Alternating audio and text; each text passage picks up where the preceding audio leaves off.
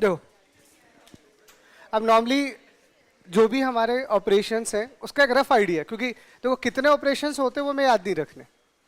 जो general operations है बस उनका आइडिया होना चाहिए, क्योंकि ये तो प्रोसेसर टू प्रोसेसर वेरी करेंगे, हम कितने याद रखेंगे उसका तो कोई सेंस है नहीं। तो जब हम ऑपरेशंस पढ़ते हैं किसी भी इंस्ट्रक्शन के ऊपर, तो नॉर्मली हम दो ही ऑपरेशन की बात करते हैं, तीसरा तो एक एक्सेप्शनल है, मैं बता देता हूँ। ठीक है, पहला जो आपका ऑपरेशन होगा वो ट्रांसफर कर रहा होगा। ठीक है, तो अगर आपको डेटा को या तो ट्रांसफर करने के लिए आपको कोई ऑपरेशन करना पड़ रहा है, या फिर आप डेटा की प्रोसेसिंग के लिए कोई काम कर रहे हो जिसे हम एएलयू ऑपरेशन कहेंगे। कोई भी अगर प्रोसेसिंग हो रही है ना, तो डेटा प्रोसेसिंग या उसे हम कहते हैं एएलयू ऑपरेशन। तो हमारा मेन काम यही है कि या तो डेटा एक जगह से दूसरी जगह पे जाएगा, या जब डेटा आ गया तो उस पर कोई कैलकुलेशन होने वाली है। तो कैलकुलेशन कौन करेगा? एएलयू। तो एएलयू से रिलेटेड जितने भी ऑपरेशन है, अब तुम जोड़ो घटाओ मल्टीप्लाई करो, क्या फर्क पड़ता है, सबके मैथमेटिक्स बने हुए हैं। और तीसरा आपका कंट्रोल हो गया।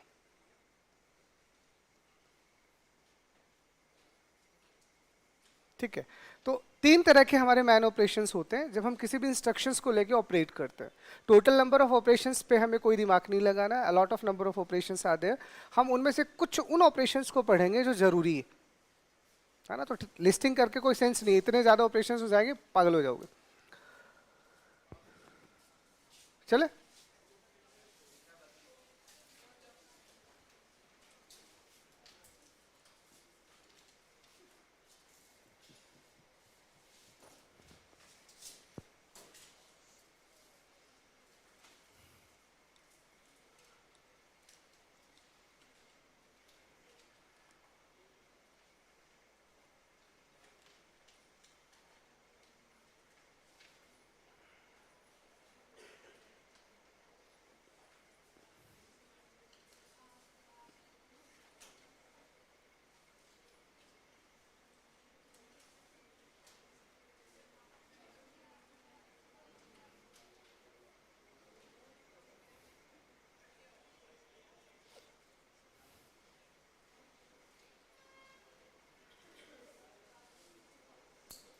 लिख लिया।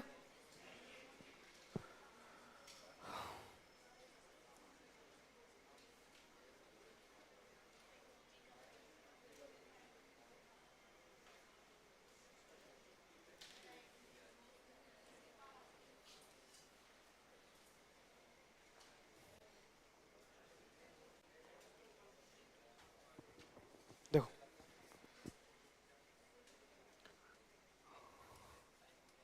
बस एक जनरल आइडिया ले लो, क्योंकि इससे रिलेटेड क्वेश्चंस ज्यादा कुछ काम के नहीं है, फिर भी देख लो। अगर आप डेटा को ट्रांसफर से रिलेटेड कोई भी काम करवा रहे हो, तो डेटा का ट्रांसफर अगर आप करना चाह रहे हो, तो इसका मतलब सिंपल सा हमारे लिए क्या है?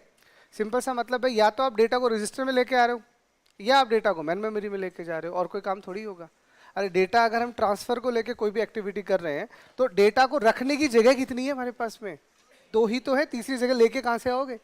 तो अगर आप डेटा ट्रांसफर ऑपरेशन की बात कर रहे हो, तो या तो आप डेटा को मेमोरी में ट्रांसफर करने की बात कर रहे हो, या फिर आप उसी डेटा को सीपीयू के रजिस्टर्स में कहीं ना कहीं ट्रांसफर कर रहे हो।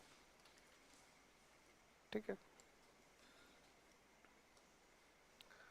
ओके। अब इनके लिए फिर अलग अलग ऑपरेशंस बने हैं। जैसे अगर आप सिर्फ मेमोरी की बात करते हो फॉर एग्जांपल, तो मेमोरी की अगर मैं बात करता हूं, तो अगर मैं पुश और पॉप लिख दूं तो गलत थोड़ी है। आपको समझ आता है कि अगर आप पुश और पॉप की बात कर रहे हो, तो पुश और पॉप का मतलब है तो मेमोरी से ही ना, क्योंकि stack memory is part of man memory. इसीलिए पहली पर देखो, जो जो भी होने वाला है सब समझ आएगा, क्योंकि इनसे रिलेटेड सारी चीजें मैं पहले पढ़ा चुका हूँ। इसलिए मैंने बोला अगर मैं मेमोरी से कोई भी ऑपरेशन कर रहा हूं, इसका मतलब डेटा मेमोरी में आ रहा है या जा रहा है, सिंपल लाइक दैट। तो अगर आप पुश और पॉप ऑपरेशंस की बात करते हो, इससे पार्ट ऑफ मेमोरी। या इसके अलावा जो सबसे मेन ऑपरेशन जो हम बाद में करेंगे, that's called the store operation. देखो, हम जो आर्किटेक्चर पढ़ रहे हैं that's called the load store architecture. अब वो लोड स्टोर आर्किटेक्चर कहता ही यही है कि दो तरह के ऑपरेशंस आपके पास होंगे, एक लोड होगा और एक स्टोर होगा। तो एटलीस्ट जब आप स्टोर की बात कर रहे हो, इसका मतलब आपको क्या समझ में आता है? इसका मतलब आप अपना डेटा मैन मेमोरी में ला रहे हो। कहां से? किसी ना किसी रजिस्टर से। स्टोर का मतलब ये होगा। अब रजिस्टर में अगर आप कोई भी डेटा ट्रांसफर कर रहे हो, तो नॉर्मली रजिस्टर के लिए हम यूज करते हैं लॉड। अगर आप लॉर्ड वर्ड का यूज ले रहे हो इट मीन्स आपका डेटा मेमोरी से रजिस्टर में जा रहा है। कॉमन कुछ ऑपरेशंस होते हैं जो दोनों पे लग सकते हैं, जैसे कि मूव आ गया,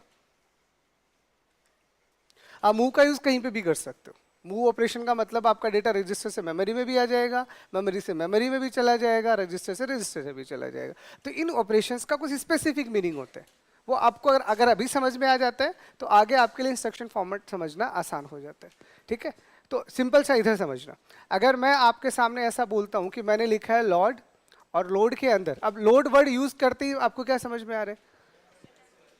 लोड वर्ड लिखते ही अगर मैं यहां पे आपके सामने लिखता हूं लोड ए, तो इसका मतलब आपको क्या समझ में है? कि ए एक एड्रेस है मेमोरी का, और वहां से डेटा उठ के आपके रजिस्टर में जा रहा है। तो इसका मतलब 100, अब कुछ भी नहीं लिखा तो बाय डिफॉल्ट कुछ और नहीं होगा तो एक्यूमुलेटर तो होगा ही। अरे डेटा को जब हम स्टोर करने की बात कर रहे हैं तो कुछ अगर आपने नहीं बोला, कुछ भी रजिस्टर का कोई जिक्र नहीं किया, बाय डिफॉल्ट 100% वो एक्यूमुलेटर होगा। याद रखना है, फिक्स होता है। या आपने अगर अगर आपने लोड लिखा है ना तो तय है ये चीज, लोड तो बना ही एक्यूमुलेटर के लिए, आपको रजिस्टर का नाम लिखना ही नहीं है। इसका मतलब आप आरटीएल की लैंग्वेज में क्या बोलोगे? तो आप आरटीएल की लैंग्वेज में ऐसा नहीं बोलोगे, तो आप ये बोल रहे हो कि ए एड्रेस पे एक डेटा रखा हुआ है, उसको उठाओ और एक्यूमुलेटर में डाल दो। क्योंकि अब आप कहोगे कि सर मैंने जब लोड लिखा और ए लिखा अपने रजिस्टर का, तो नाम ही नहीं लिखा। यही तो समझना है हमें कि लोड को रजिस्टर नहीं चाहिए होता। लोड का मीनिंग ही यही है कि डेटा कहाँ आने वाला है, रजिस्टर में। कौन से वाले में? एक्यूमुलेटर में। वो पहले से डिसाइडेड है, you don't worry about it. ठीक है, रजिस्टर में भी आ सकता है, पर उसके लिए फिर आपको मेंशन करना पड़ेगा। अगर आपने एक ही ऑपरेंड दिया तो एक्यूमुलेटर होगा। अब अगर आप कहते हो कि नहीं हमें तो दो देने, हाँ तो ठीक है ना, फिर मैं कहाँ मना कर रहा हूँ, लिख दो। अब लिखो ना, आप कौन मना कर रहे हैं? तो अब आपको समझ में आ गया ना कि अब डेटा R1 में आने वाला है कहां से? मेमोरी एड्रेस ए से। तो अगर आप सिर्फ लॉर्ड वर्ड की बात करते हो तो लॉर्ड ये कहता है कि भैया अगर आपने एक ही लिखा है तो 100% वो मेमोरी का एड्रेस है। फिर समझना, क्योंकि लोड का मतलब ही यही होता है कि आपका डेटा कहां जा रहा है? रजिस्टर में जा रहा है। अब रजिस्टर में जा रहा है तो या तो तुम बता दो कौन से रजिस्टर में जा रहे हैं, और तुम नहीं बताओगे तो हमारा बाय डिफॉल्ट रजिस्टर हमारा बेटा है एक्यूमुलेटर, वो अपने आप ही उसको समझ जाएगा भैया मेरे पास आ रहा है। क्लियर? अरे ये यही समझना है। अब आगे जो आप पढ़ने वाले हो वो थोड़ा टेक्निकल है, तुम चाहते हो थोड़े अच्छे लेवल के क्वेश्चन करें, तो उसके लिए तुम्हें सब नोटेशन समझ में आना चाहिए। तुम्हारे लिए लॉर्ड ए का मतलब क्या मुझे नहीं समझ आता, बट मेरे लिए तो एक ही मतलब है कि मेमोरी से डेटा उठ के एक्यूमुलेटर में जा रहा है, क्योंकि तुमने लिखा नहीं। और अगर लिखा हाँ तो फिर एक्यूमुलेटर में नहीं जाएगा। और यही चीज अगर आपने ऐसा लिखा कि अब लोड की बजाय आप स्टोर कर रहे हो, और स्टोर के साथ में अगर आपने ए लिख दिया, तो अब इसका मतलब क्या समझ में आता है?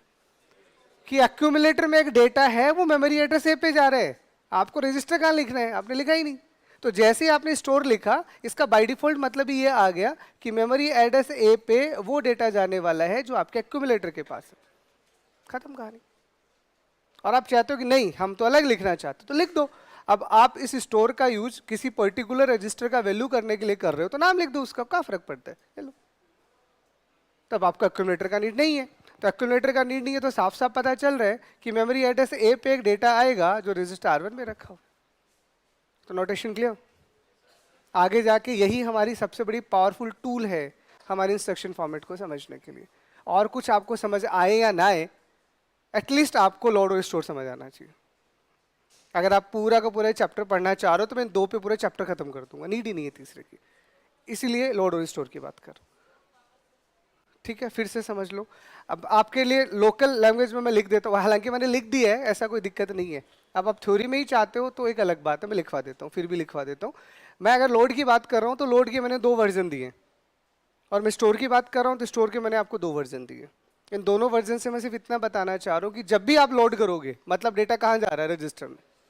जब भी आप स्टोर करोगे डेटा कहाँ जा रहा है? मेमोरी में। पहले ये समझो, सिंपल सा मीनिंग है। इसीलिए मैंने कहा कि मेमोरी में अगर कोई डेटा ट्रांसफर हो रहा है तो आप स्टोर यूज करोगे, और रजिस्टर में अगर कोई डेटा स्टोर हो रहा है, ट्रांसफर कर रहे हो ना आप डेटा, तो डेटा उसमें आ रहा है।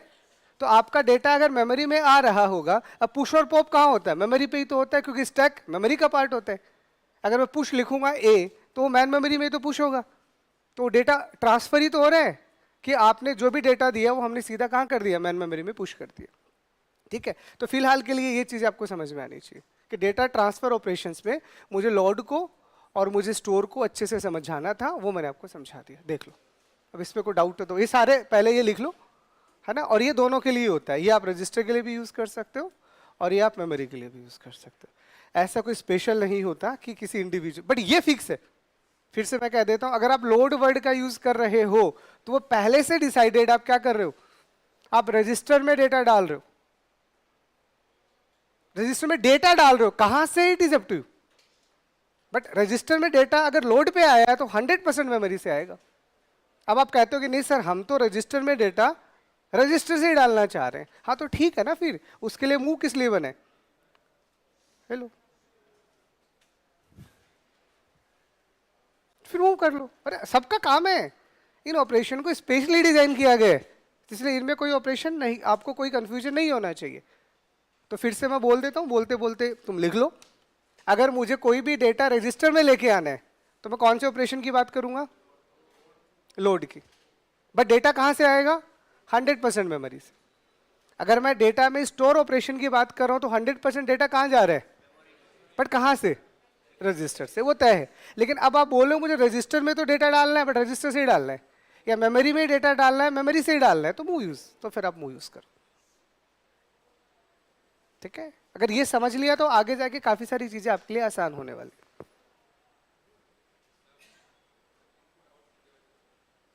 क्या करो, नहीं नहीं, इनपुट आउटपुट का बात अभी सीपीयू से करो ही मत।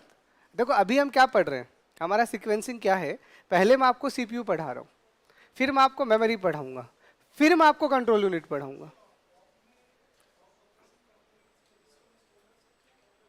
अरे पॉप करने का मतलब डेटा तो मेमोरी में स्टोर हो रहा है ना। अभी करके दिखाऊंगा, एक बार लिख लो आप टेंशन ना लो, जो लिखा है वो कभी गलत नहीं है, आप लिखो। पॉप में अगर आउटपुट भी आया है तो आउटपुट है तो मेमोरी में ही ना, तो एट द एंड आपने मेमोरी में ही तो स्टोर किए हैं। पॉप का मतलब क्या है, आपका ऑपरेशन, दो ऑपरेंड्स निकले, उन पे रिजल्ट आ गया और मेमोरी में स्टोर हो गया। पॉप का मतलब निकालना, ऐड करना और स्टोर करना है, सारे काम पॉप के हैं।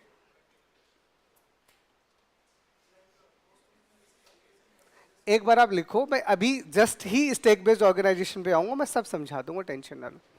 अभी और कुछ नहीं है, अपन बहस करते रहेंगे, बाकी बच्चे देखते रहेंगे। ठीक है, तो मैं जिस टॉपिक को जहां पढ़ाना है मैं वहीं उनकी चर्चाएं करूंगा। अभी मैं आपको सिर्फ 3 ऑपरेशंस मैंने लिखे हैं, लोड, स्टोर और मूव। हाँ छोरे, लोड क्या होता है, नहीं इसको बोलने दो। हाँ, मेमोरी से एक्यूमुलेटर में, किसी भी रजिस्टर में, मेमोरी से किसी भी रजिस्टर में डेटा डालना है, लोड करोगे, नहीं लिखोगे तो एक्यूमुलेटर में जाएगा। अगर आपने रजिस्टर का नाम नहीं लिखा है तो एक्यूमुलेटर में जाओगे, रजिस्टर का नाम लिख दिया तो रजिस्टर में चला गया। ये समझाने की कोशिश कर। अब ये चीज हमें कैसे पता चलेगा कि एक्यूमुलेट, अब आपने ए ही लिखा, कुछ और नहीं लिखा, और R1 लिखा, ए लिखा, यही तो इंस्ट्रक्शन फॉर्मेट है, तो आपको समझाया जाएगा। मैं वही तो समझाना जा रहा हूँ। बट अब तुम सीधा इंस्ट्रक्शन फॉर्मेट ही समझोगे तो इंस्ट्रक्शन फॉर्मेट में भी तो ऑपरेशन ही होते हैं। तो एक काम करता है ना, पहले ऑपरेशन ही समझ लेते हैं, तो जब इंस्ट्रक्शन पे जाऊंगा तो मेरा आधा काम मैंने पहले ही समझा दिया, बचा हुआ आधा काम मुझे और करना होगा, तो चीजें आसान हो जाएंगी। अब वापस इसमें क्या समझाऊं, बताओ मेरे को। अरे यार एक चीज को मतलब दोबारा समझाने की, मतलब वो बच्चों वाली जिद नहीं होती कि चलो सर दोबारा पढ़ा ही दो आप, है ना, बस समझ में आए या ना आए। देखो इधर,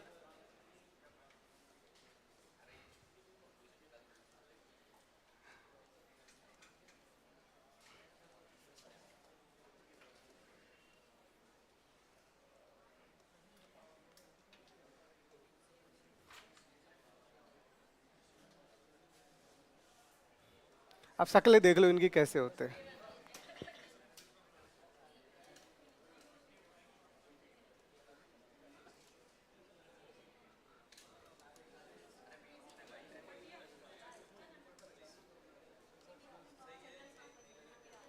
देखो ऐसे होते हैं, जब आप इंटरनली चीजों की बात करते हो तो आपका एक्यूमुलेटर तो ये रहा, ठीक है, और जो जनरल पर्पज रजिस्टर्स होते हैं in the form of array होते हैं, क्योंकि 0 1 2 3 4 आप ही नहीं तो लिखा है।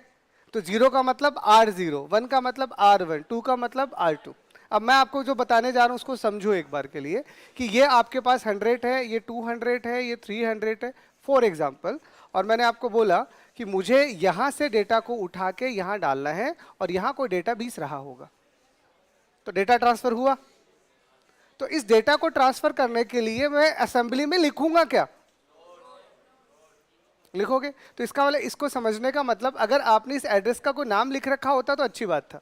जैसे इस एड्रेस को आप ए बोल रहे हो, इस एड्रेस को बी बोल रहे हो, इस एड्रेस को सी बोल रहे हो, तो ठीक है। एड्रेस मतलब आइदर द वेरिएबल नेम और द एड्रेस नेम। तो इसका मतलब आप सीधा सीधा इसके लिए क्या लिखने वाले हो, आपने लिख दिया लोड और ए। तो बस इतना लिख दो आप, लोड ए। जैसे आपने लोड ए लिखा, ये 20 उठ के चुपचाप यहां आ जाएगा, तुम्हें और कुछ नहीं करना बस। अब तुमको हमने एक्यूमुलेटर नहीं लिखा तो लिखना ही नहीं है, ये इस ऑपरेशन को पहले से समझाया जा चुका है, मैं यही आपको कह रहा हूं। अब यही आपको ऐसा करना है कि इस 20 को उठा के यहां डालना है। तो एक्यूमुलेटर में एक डेटा होगा, वही तो मेमोरी में डालोगे। एक्यूमुलेटर में एक बार में देखो, एक्यूमुलेटर एक ही होता है नॉर्मली। जब हम सीपीयू ऑर्गेनाइजेशंस का बात करते हैं तो हम ये कहते हुए करते हैं कि हमारा एक्यूमुलेटर एक ही है, क्योंकि एक से ज्यादा एक्यूमुलेटर बनाने से ज्यादा अच्छा फिर जनरल पर्पज रजिस्ट्री बढ़ा दो फिर। तो एक्यूमुलेटर में अगर कोई डेटा रखा गया है और उस डेटा को आपने मेमोरी में ट्रांसफर नहीं किया तो अगली बार ओवरराइट हो जाएगा। कहीं ना कहीं दोबारा से मैंने लोड कर दिया तो अब सोचो, मैंने फिर से लोड बी कर दिया तो जैसे ही आपने दोबारा से लोड बी किया होगा, ये 20 तो गया, और यहां पे अगर कोई डेटा रखा गया होगा मान लो 30, तो ये तो ओवरराइट हो गया। तो 20 को तो आपने एक्यूमुलेटर में नहीं रखा, वो गायब हो गया वहां से। तो इसीलिए नॉर्मली जब हम आगे अभी ऑपरेशन करने वाले हैं, जो जल्दी करूंगा, तो मैं आपको ये समझा रहा हूं कि जब भी मेरा डेटा एक्यूमुलेटर में आया, आते ही फटाक से ऑपरेशन कर दूं, और जैसे ही रिजल्ट आया फटाक से उसे वापस से मेमोरी में डाल दो, क्योंकि अगली बार एक्यूमुलेटर में कोई और डेटा डालना कैलकुलेशन करने के लिए, नहीं तो वो ओवरराइट हो जाएगा। तो इसीलिए मुझे इस डेटा को यहां पे डालना है, तो मैं क्या लिखूंगा, स्टोर, और साथ में क्या लिखूंगा, सी। तो जैसे मैं स्टोर सी लिखूंगा, ये जो 20 है ये उठ के यहां आ जाएगा। हो गया। अब आपने बोला कि नहीं सर अब कुछ तूफानी करवाओ, तो चलो तूफानी करवा देते हैं। अब आपने बोला इस 20 को उठा के यहां डालना है, चलो ठीक है। अब और क्या करूं, देख लो, डायग्राम खेल लो। तो ये 20 कहाँ है, सी लोकेशन पे, मुझे डालना क्या है, 0 पे। 0 मतलब R0। तो अब क्या एक्यूमुलेटर में जा रहे हैं, बट जा तो रजिस्टर में ही रहे, तो रजिस्टर के लिए ऑपरेशन कौन से है, लोड ही है, लेकिन अब वो R0 में जा रहा है कहां से। तो ये चीज समझ नहीं आएगी, यही समझा रहा हूं इतनी देर से बस। ठीक है, और कुछ लिखूं इसमें, अब बहुत है। ठीक है। अब इसी में फॉर एग्जाम्पल, अब आपको यही ऐसा करना था कि चलो एक और देख लो।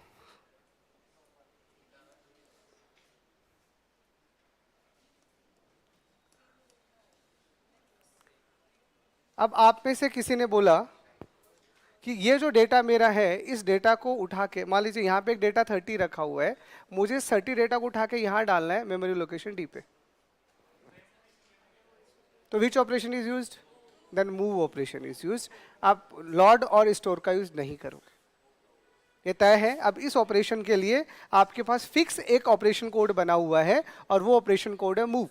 तो डेटा बी से उठ के डी पे जा रहा है, तो इसका मतलब डी पे जा रहा है कहां से उठ के, बी से उठ के। तो इन ये ऑपरेशन में इसीलिए पढ़ा रहा हूं, ये आपकी शक्तियां हैं, और अपनी शक्तियों का गलत इस्तेमाल नहीं करना। आपने लोड सीख लिया, आपने स्टोर सीख लिया, आपने मूव सीख लिया, डेटा हो ही ट्रांसफर रहा है, कोई बड़ी बात नहीं है, बट कहां से कहां, दैट इज मोर इंपॉर्टेंट। ठीक है, कहां से कहां, अब क्लियर ना। अब फिर से मैं बोल रहा हूं कि मुझे डेटा रजिस्टर से भेजना है, रजिस्टर में क्या करोगे, मूव लगाओगे। ठीक है। अगर मुझे डेटा एक्यूमुलेटर से भेजना है मेमोरी में, क्या करोगे, मेमोरी में जा रहा है, स्टोर। हाँ ठीक है, आपको डेटा मेमोरी से एक्यूमुलेटर में डालना है, तो 100% आप क्या करोगे, लोड। आपको डेटा मेमोरी से मेमोरी में भेजना है, क्या करोगे, बस। तो इतना समझाना था, और अब ये भी ना समझ में आए तो मर जाओ कहीं जाके, कुछ नहीं कर सकता मैं, फिर तो तुम इंसान कहलाने लायक ही नहीं हो। एक छोटी सी चीज इतनी देर से बोले जा रहा हूँ फिर भी समझ नहीं आ रही, बताओ।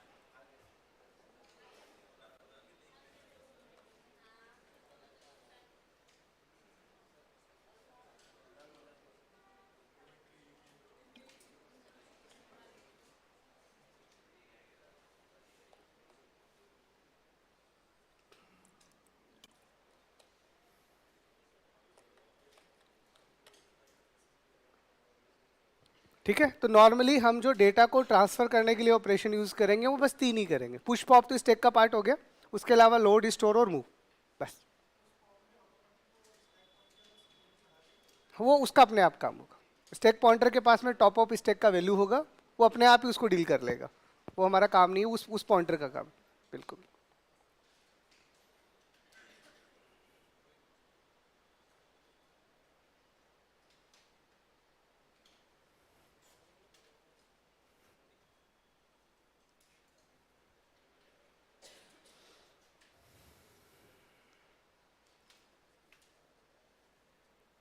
चलो तो आगे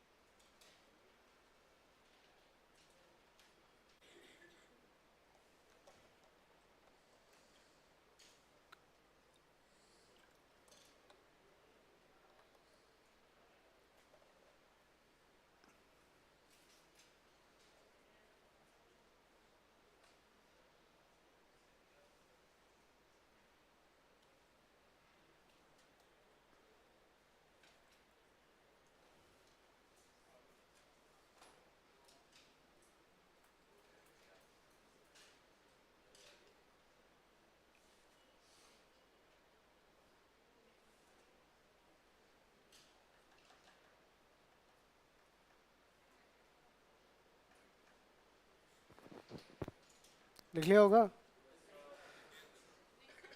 अब तुम्हें डायग्राम बनाना है तो मैं ये भी लिखोगे तो फिर और टाइम लगाओगे, तुम्हें पूछने के लिए लिखा था मैंने। नहीं लिख लिया तो साथ में अच्छी बात है, अब तुम कह रहे हो इनको लिखने के लिए भी टाइम चाहिए तो तुम फिर टाइम खराब करवाओगे मेरा। ठीक है ठीक है, लिखो। ठीक है, ये पहले के लिए डेटा ट्रांसफर की सारी कहानी बता दी। पुश पॉप अभी अभी रखते हैं, वो मैं लास्ट में समझा दूंगा। लास्ट मतलब अगले टॉपिक कह रही हो जा।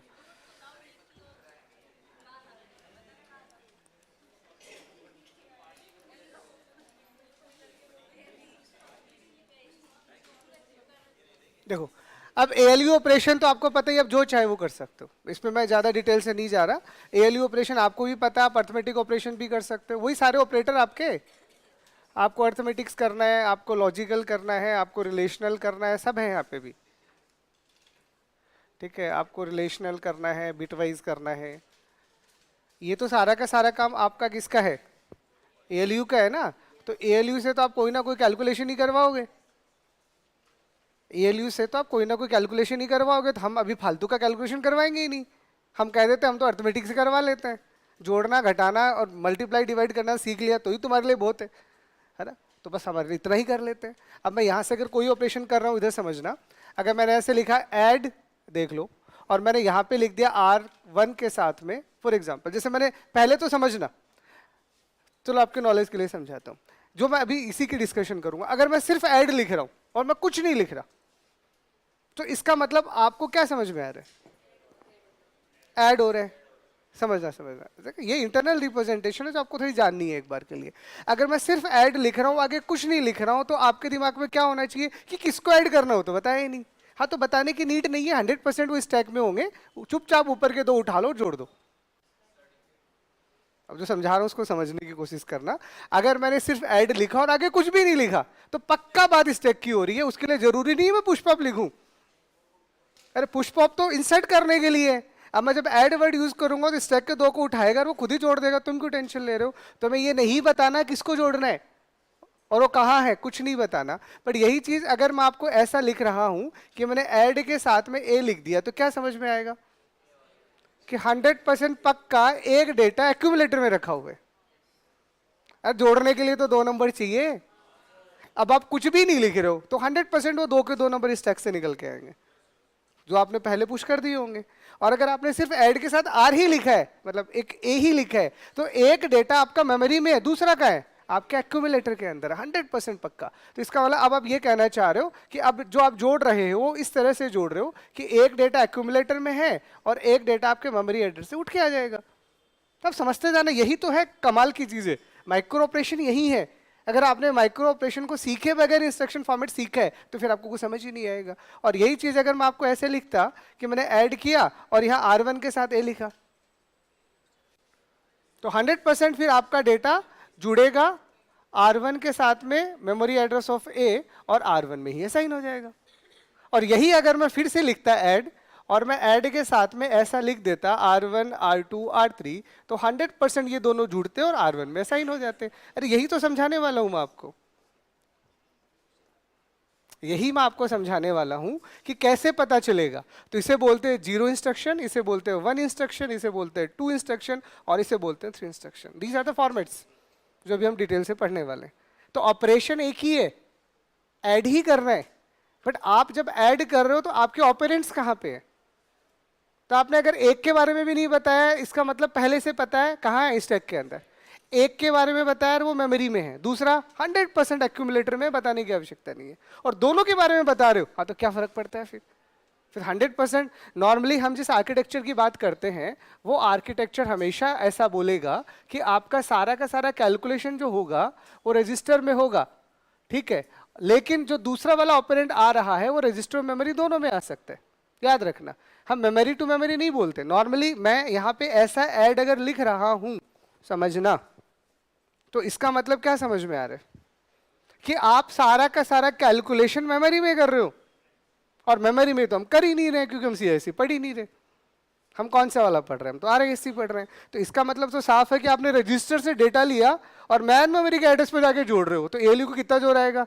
मतलब मेरे पास में अच्छा खासा रजिस्टर पड़ा था तो इतनी दूर जाके जुड़वा रहे हैं मुझसे। तो ये काम हम नहीं करेंगे क्योंकि ये मेमोरी टू मेमोरी आर्किटेक्चर का पार्ट।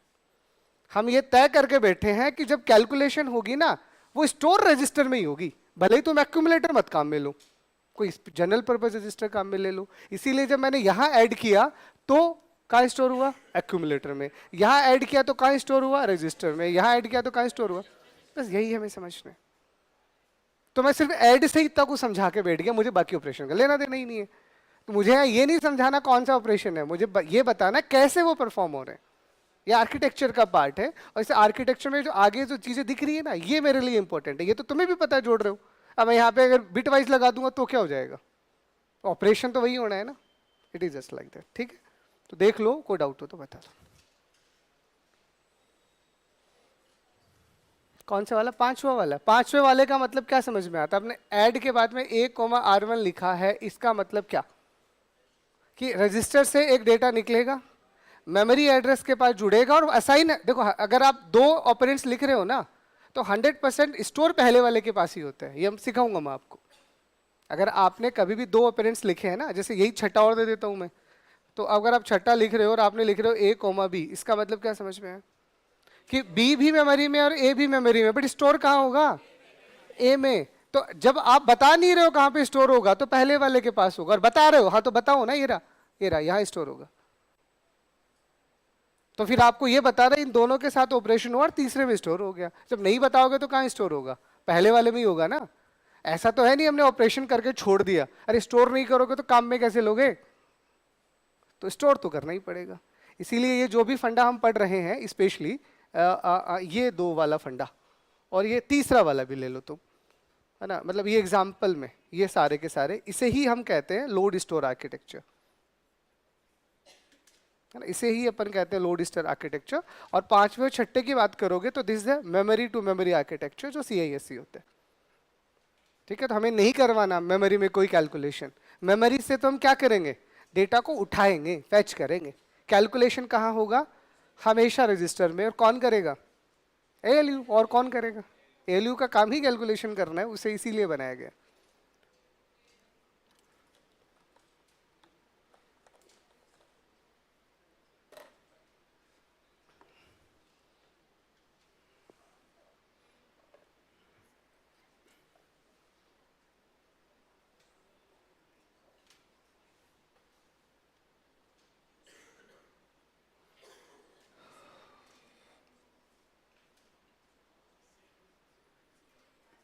देख लो, कहीं को डाउट हो तो बता दो। ये धीरे धीरे ये चीजें और डिटेल्ड होने वाली हैं।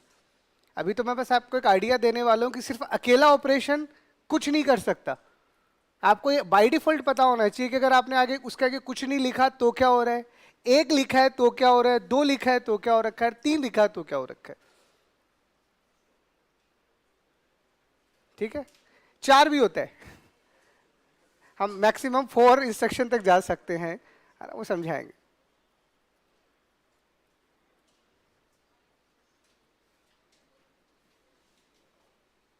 तो अभी RISC CIC क्लियर ना, क्या कहता है दोनों आर्किटेक्चर, मतलब ये इसीलिए मैंने आपको पहले इन दोनों आर्किटेक्चर का पूरा कहानी बताया कि अब हम RISC पे ही फोकस कर रहे हैं, और हम ये मानते हुए फोकस कर रहे हैं कि हमारे रजिस्टर्स बढ़ा दिए और माइक्रो ऑपरेशंस कर रहे हैं, छोटे से छोटे ऑपरेशंस करेंगे, बड़ा काम करना ही नहीं है।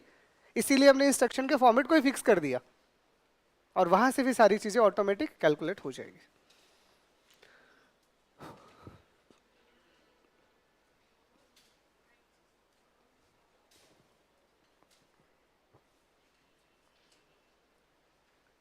ठीक है, चले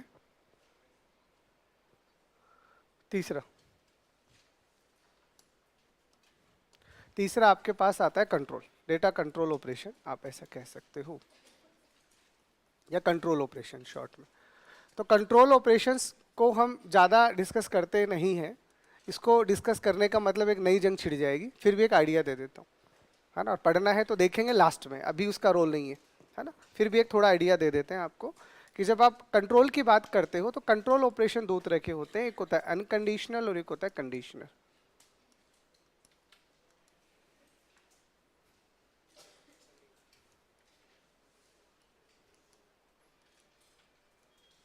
ठीक है, अनकंडीशनल और एक कंडीशनल।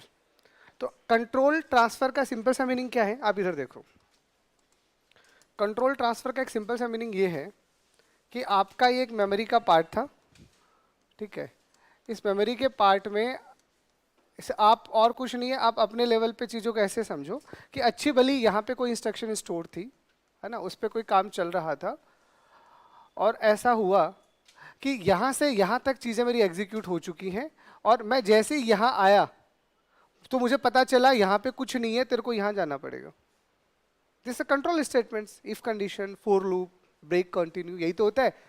अरे सिंपल सा, जब हम प्रोग्रामिंग की बात करते हैं तो बेसिकली हमारी स्टेटमेंट्स कैसे होते हैं, बेसिकली तीन तरह के होते हैं, या तो एक आपका कंडीशनल बिल्कुल सिक्वेंशियल स्ट्रक्चर होता है, एक आपका कंडीशनल होता है, और एक आपका इटरेटिव होता है, बेसिकली यही कहते हैं अपन लोग। तो अब आपका एक सीक्वेंस चल रहा है, अच्छा वाला चल रहा है, मतलब मैं ये कहना चाह रहा हूँ कि जब आप यहाँ से यहाँ तक आए होंगे तो आपका प्रोग्राम काउंटर एक एक बड़ा होगा ना, लेकिन प्रोग्राम काउंटर को यहाँ से यहाँ आती पता चला भैया यहाँ तो कुछ है ही नहीं, इसका मतलब 100% आप गो टू टाइप की चीजें यूज कर रहे हो, और आपने अपने स्टेटमेंट को कहीं दूसरी जगह ही भेज दिया, लेकिन भेजने के लिए कोई कंडीशन नहीं दी। अरे गो टू को कोई कंडीशन चाहिए होती है क्या, कंडीशन ब्रेक और कंटिन्यू को चाहिए होती है।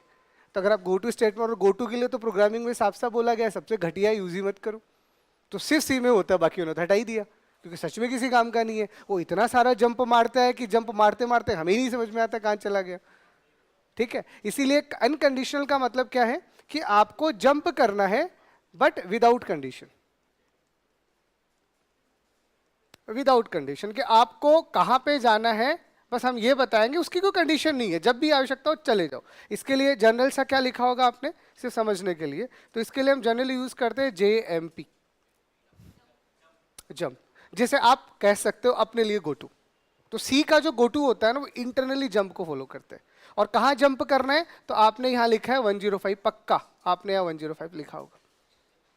ठीक है, तो अगर आप कंडीशनल चीजों की बात कर रहे हो तो इसमें एक ऐसे ऐसे बहुत सारे होते हैं, इसीलिए मैंने बोला ना मैं इन पे जा ही नहीं रहा। तो आपने ये स्टेटमेंट लिखा और कहाँ जाना है, आपको 105 पे जाना है, ऐसा आपने बोला होगा। ठीक है, मतलब टेक्निकली लिखोगे तो मेमोरी एड्रेस यहाँ मेंशन कर दीजिएगा।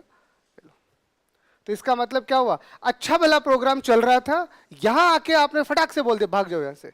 तो जंप के बाद में आप लेबल लिखोगे ना कहां जंप करना है, just like the go to, but उसका कोई ट्रू फॉल्स नहीं होता, तो बिना कंडीशन के जंप कर जाएगा।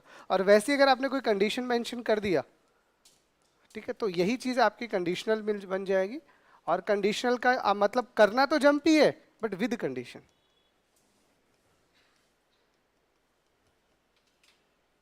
ठीक है, कि आपको यहां से यहां तक आप आए और यहां से यहां जंप करना है, बट उसके लिए हम कंडीशन मेंशन करेंगे। वो कंडीशन जब ट्रू होगी तभी जंप होगा, नहीं तो जंप होगा ही नहीं। इसलिए सबसे इजी एग्जांपल होता है GZ, जंप इफ जीरो, ये jump if zero flag is 1, Z मतलब जीरो फ्लैग है, जे का मतलब जंप है। तो आप जंप तो करोगे, लेकिन ये कौन बताएगा आपको आपका जीरो फ्लैग? तो जीरो फ्लैग में अगर मान लीजिए 1 लिखा हुआ तो हम जंप कर जाएंगे, नहीं लिखा हुआ तो नहीं करेंगे। कहां पे? जो भी आप एड्रेस चाहते हो। तो ये क्या चेक करेगा कि जंप करना है कब? जब जीरो फ्लैग का वैल्यू सेट है। लेकिन जीरो फ्लैग का वैल्यू जब सेट ही नहीं है तो नहीं जाना। फिर ये देखा जीरो फ्लैग नहीं है तो चुपचाप सिक्वेंशली एग्जीक्यूट कर दो। It is just like that. तो ऐसे खूब सारे ऑपरेशंस होते हैं, कितने ही लेक्चर ले लो, बट कोई सेंस नहीं है क्योंकि पूछे जाने वाले नहीं है। बस आइडिया मेरे को बताना था। तो it is just like break continue ना। क्या ब्रेक को बिना 4 के लगा सकते हो? और 4 में तुमने ब्रेक लगाया तो बिना इफ के लगा सकते हो? तो जब भी ब्रेक कंटिन्यू आएगा पक्का इफ लगाया होगा आपने, अपने दिमाग पे जोर डाल लो। कोडिंग कर रहे हो ना तुम लोग, तो ये तो तुमने भी देखा कि ब्रेक लगाया तो उससे पहले की इफ है, पक्का इफ है, तभी तो कंडीशनल है कि उसको जब वो कंडीशन मिलेगा तभी वो ब्रेक होगा, नहीं तो चुपचाप चलता रहेगा। ठीक है।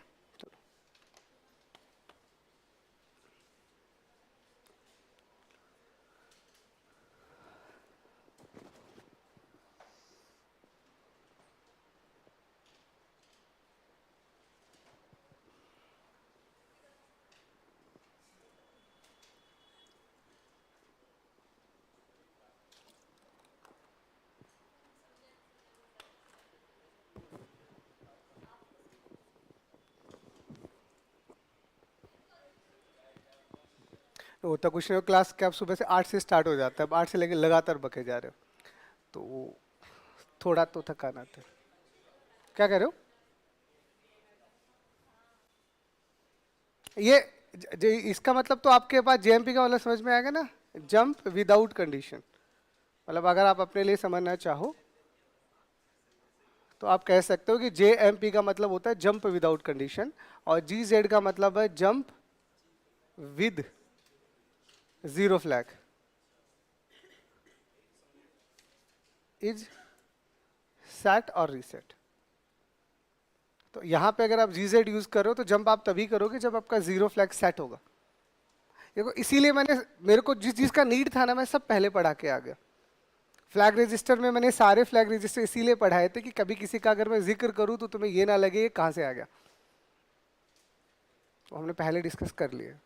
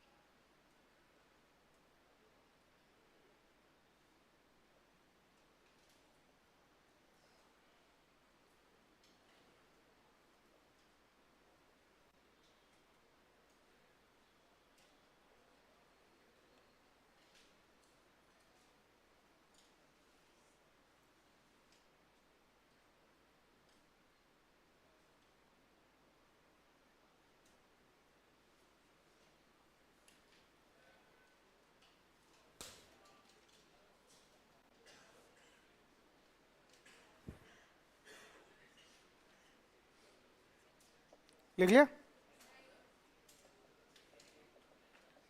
तो हमने जहां से हमारा टॉपिक स्टार्ट किया था वो था ISA, इंस्ट्रक्शन सेट आर्किटेक्चर, है ना, जिसमें मैंने आपको बताया था कि किसी भी इंस्ट्रक्शन को समझने के लिए उस इंस्ट्रक्शन के पास कितनी चीजें होंगी? 3 चीजें। उसका ऑपरेशन क्या होगा, उसका ऑपरेंड्स कहाँ पे है, और उसका एड्रेसिंग मोड कहाँ पे है। अब वापस से वहीं आ जाते हैं, क्योंकि अब तो इंस्ट्रक्शन समझना है ना। अभी तो उस इंस्ट्रक्शन के आसपास की सारी चीजें आपको समझा दी गई हैं।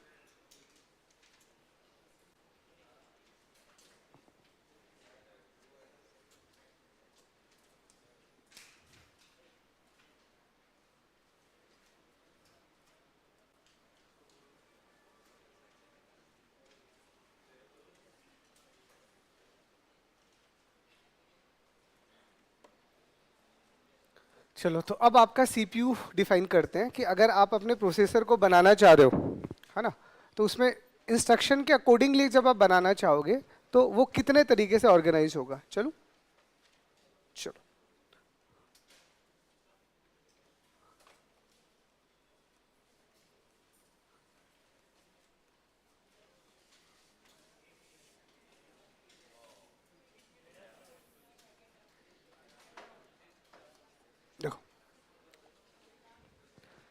क्योंकि जैसे ही आपको समझ में आएगा आपका सीपीयू कितने कैटेगरी में होने वाला, उसके बाद मैं आपको इंस्ट्रक्शन फॉर्मेट पढ़ाऊंगा।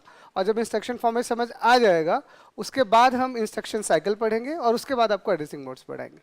तो उसके बाद आपका पूरा चैप्टर अच्छे से क्लियर हो जाएगा। इतना ही है इस चैप्टर में, लेकिन इतना भी बहुत है, धीरे धीरे समझते हैं। बोलो अभी कर दें? खत्म तो मैं अभी भी कर सकता हूँ, बस मुझे यही बोलना है दी एंड, है ना। बात है पढ़ाने की, तो पढ़ाने का काम चल रहा है जब तक चल रहा है। गिन के कौन पढ़ाता है? पढ़े जाओ तुम।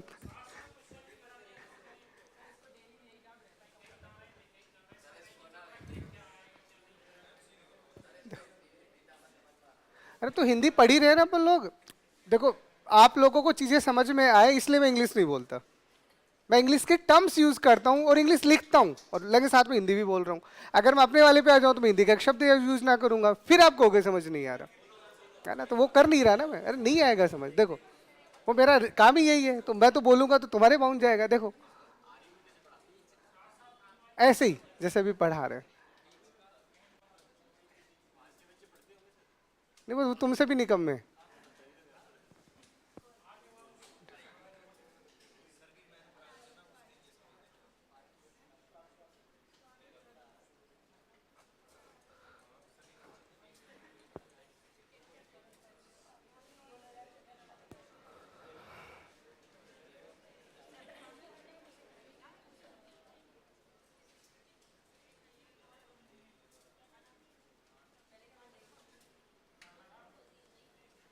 देखो अगर आप सीपीयू को बिहाफ, देखो अब सारी की सारी कहानी क्या होने वाली है समझो, वापस से मैं आ रहा हूँ। अब मेरे को एक ऑपरेशन ऐड करना है जो मैंने आपको समझाया। अब मैं अपने सीपीयू को बना रहा हूँ, तो मैं अपने सीपीयू को कैसे समझाऊं कि मुझे किसको ऐड करना है। तो अब आप क्या कहोगे, ऐड के बाद में ऑपरेंड्स कितने, ऐड के बाद में ऑपरेंड्स कितने। तो अगर आपने ऐड के बाद कुछ भी नहीं दिया तो आपके सिस्टम को समझ में आए, और वो तभी समझ में आएगा कि आपका सीपीयू जो है वो स्टैक बेस्ड है। अगर आपने अपने सीपीयू को बताया है कि स्टैक नाम का कुछ होता है तो वो अपने आप इसको समझ जाएगा, नहीं तो समझने वाला ही नहीं है। ठीक है, तो ये वाला पहले वाला जो मैं आपको बता रहा था, अभी इसको अलग से पढ़ेंगे, है ना। ये मैं इसकी बात कर रहा था। ठीक है, दूसरा, अब अगर आप यही बोल रहे हो कि मुझे ऐड तो करना है लेकिन मैं सिर्फ एक ही दूंगा, तो इसका मतलब 100% फिर आप एक्यूमुलेटर बेस्ड आप अपना सीपीयू बना रहे हो, तो वो सीपीयू आपका एक्यूमुलेटर बेस्ड हो गया। इसका मतलब 100% आपके सीपीयू को पता है कि तुम एक दे दो, एक हम निकाल लेंगे। कहां से? एक्यूमुलेटर से। बस जोड़ने के लिए तो दो ही चाहिए। ठीक है, तो आपने कुछ भी नहीं दिया तो भी आपका सीपीयू जानता है, एक दिया तो भी आपका सीपीयू जानता है। और जो तीसरा आपका बन गया जो हम कहते हैं general purpose CPU, general purpose register based. तो इसका मतलब अब आप सिस्टम में जो भी कैलकुलेशन करोगे उसको करने के लिए जनरल पर्पस रजिस्टर्स का यूज लोगे। तो आपका जो सीपीयू होता है उसकी क्लासिफिकेशन को हम 3 मैन कैटेगरी में डिवाइड करते हैं। पहला आपका स्टैक बेस्ड ऑर्गेनाइजेशन होता है, दूसरा आपका एक्यूमुलेटर बेस्ड ऑर्गेनाइजेशन होता है, तीसरा आपका जनरल पर्पस रजिस्टर्स होता है। जैसे कि आपने ऐसा कुछ लिखा होगा, कुछ ऐसा सब।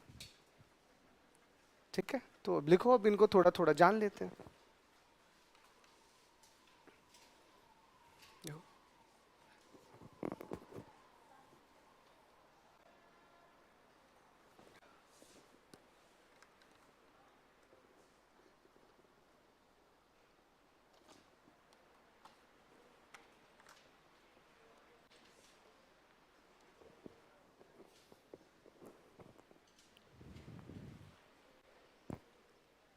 तो ये आपके वैसे भी सीपीयू का प्रॉपर क्या है, ये सीपीयू का इवैल्यूएशन है।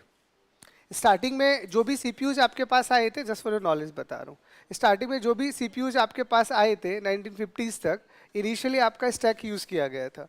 बाद में अप्रॉक्सीमेट 60s तक जो सीपीयूज बने थे वो आपके एक्यूमुलेटर बेस्ड हुआ करते थे, और लेटर ऑन उसके बाद जो भी आया वो सारा का सारा ऐसा था।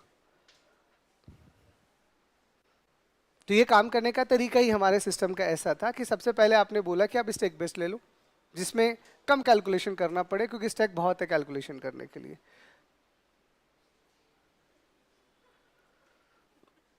ये इनके नाम है, इसमें हिंदी इंग्लिश क्या है? तुम लोग यहाँ क्लास में आते हो भांग खा के, है ना, और सोच के बैठे हो बस हिंदी हिंदी बोलते रहेंगे। जहाँ नीड होगा वहां मैं खुद ही बोल देता हूँ। क्या कह रहे हो? अरे भाई पीवाईक्यूज करवाने के लिए टॉपिक तो खत्म हो जाए। नंबर सिस्टम वाला पार्ट मैंने आपको इतना डिटेल से पढ़ाया कि आपकी जो तो एक ही टॉपिक खत्म हुआ, दूसरा तो स्टार्ट किया है। मैं बीच में कैसे क्वेश्चन करवा दूं, मेरा टॉपिक ही खत्म नहीं हुआ। जब मेरा टॉपिक खत्म हो जाएगा फिर देख लेंगे क्वेश्चनों को। अब मैं लिखूंगा आपको लैंग्वेज ही नहीं समझ आएगी। मैं वही तो कोशिश कर रहा हूँ कि क्वेश्चन समझ आए।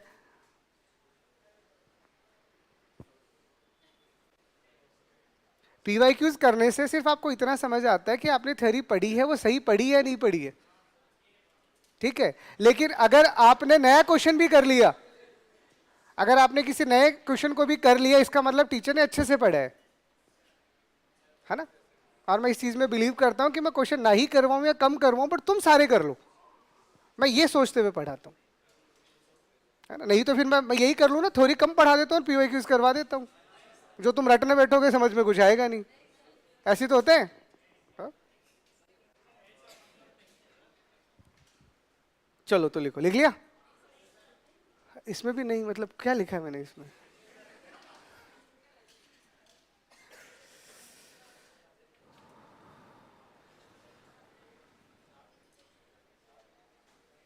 ठीक है, तो इनको मैं अभी इन शॉर्ट समझा रहा हूं, फिर इसी को लेके मैं आगे सीधे इंस्ट्रक्शन फॉर्मेट पे जाऊंगा, क्योंकि यहां से तो बस मुझे एक आइडिया बताना है कि आपका सीपीयू कैसा होने वाला है। ठीक है, तो अगर मैं आपको बोलूं कि मेरा सिस्टम जो है वो स्टैक बेस्ड है,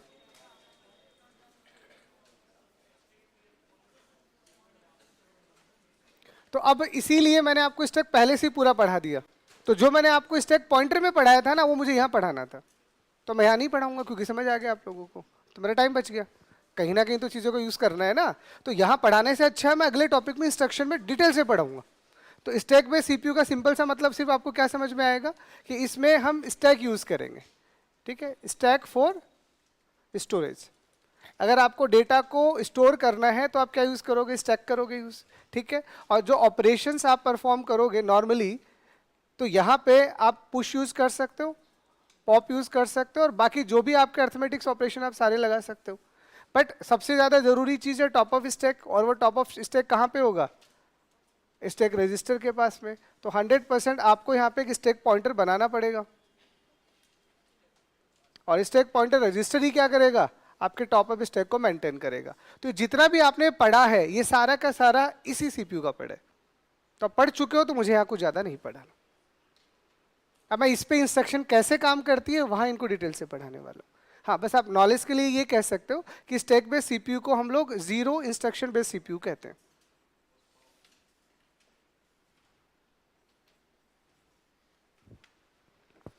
ठीक है, तो यहाँ पे हम इसे जीरो इंस्ट्रक्शन सीपीयू कहते हैं।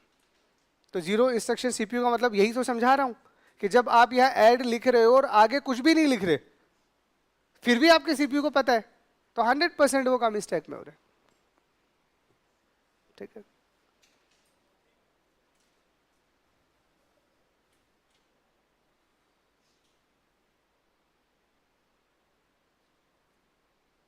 कि एक ही चीज को बार बार रिपीट करने से अच्छा है यहाँ पे पढ़ लो, फिर इन्हीं पे इंस्ट्रक्शन फॉर्मेट्स बनेंगे। तो वहां मैं इंस्ट्रक्शन के अंदर इनके एग्जाम्पल दोबारा करवाने वाला हूँ, तो मैं इसीलिए यहाँ थ्योरी बता देता हूँ, वहां मैं आपको डिटेल से एग्जाम्पल्स बता दूंगा।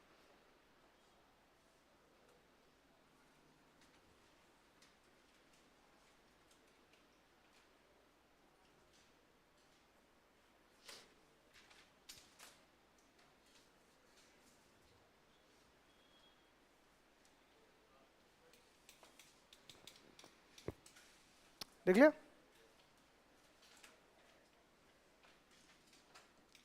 दूसरा आपके पास आता है एक्यूमुलेटर, बट एक्यूमुलेटर में ये सिंगल एक्यूमुलेटर होता है, फिर भी मैं लिख देता हूँ।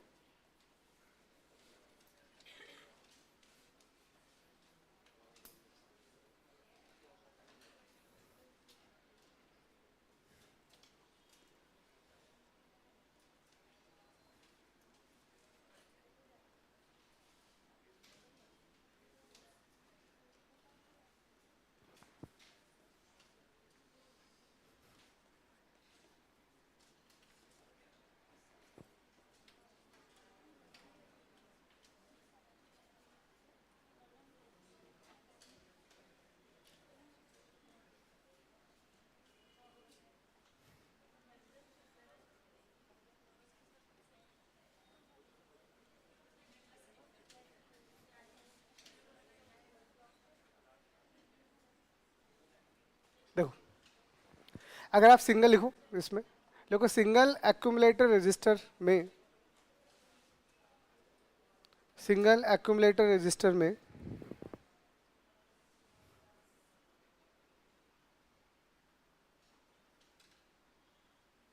एक्यूमुलेटर का यूज, एक्यूमुलेटर का यूज, अब वो क्या क्या काम करता है लिखो वन बाय वन। एक्यूमुलेटर का यूज पहला लिखो, इंटरमीडिएट रिजल्ट स्टोर करने के लिए होता है।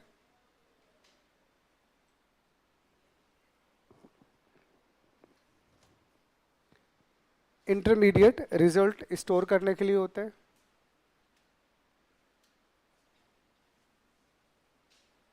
ठीक है, करने के लिए होता है। दूसरा लिखो, फर्स्ट ऑपरेंड को स्टोर करने के लिए होता है। फर्स्ट ऑपरेंड को स्टोर करने के लिए होता है।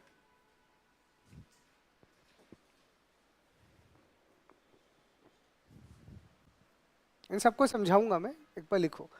फर्स्ट ऑपरेंड को स्टोर करने के लिए होता है, और तीसरा फाइनल रिजल्ट को स्टोर करने के लिए होता है।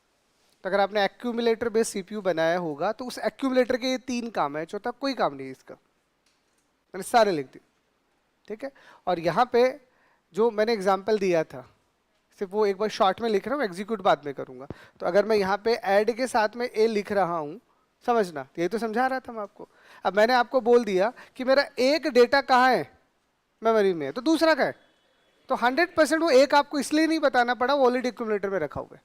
तो इसीलिए पहला पहला जो भी आपका डेटा रहा वो एक्यूमुलेटर में रहा, दूसरा वाला क्या किया, दूसरा वाला आपने मेमोरी से उठा लिया। तो एक एक्यूमुलेटर में था, दूसरा आपने मेमोरी से उठाया, अब इनको जोड़ा ना, तो जोड़ने के बाद स्टोर कहाँ कर रहे हो, हाँ तो एक्यूमुलेटर में ही तो कर रहे हो। तो यही तो समझा रहा हूँ यहाँ पे, देख लो, यही तो लिखा है मैंने कि आपका पहला ऑपरेंड कहाँ पे है, जोड़ने के लिए 2 नंबर चाहिए ना, तो ये पहले वाला नंबर कहाँ है, ये एक्यूमुलेटर में ही है। और जब जोड़ा तो रिजल्ट आया, वो फाइनल रिजल्ट कहाँ पे स्टोर हुआ। हाँ तो मैं यही कह रहा हूँ, बीच में कोई बड़ी एक्सप्रेशन होगी तो इंटरमीडिएट रिजल्ट्स भी आएंगे, वो लिखूंगा अभी मैं। अभी तो सिर्फ जोड़ा ही है, लंबा एक्सप्रेशन होगा ना ये तो। और इसीलिए अब आपने सिर्फ एक ही इंस्ट्रक्शन दिया ना, तो इस आर्किटेक्चर को हम वन इंस्ट्रक्शन आर्किटेक्चर कहते हैं।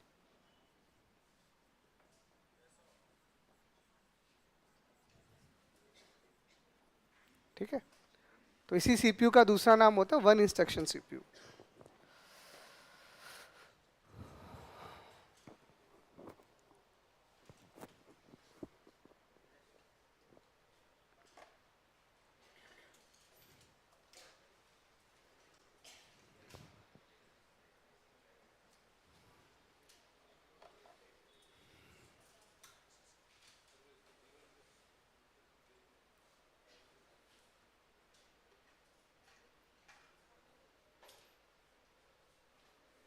क्लियर दोनों चीजें।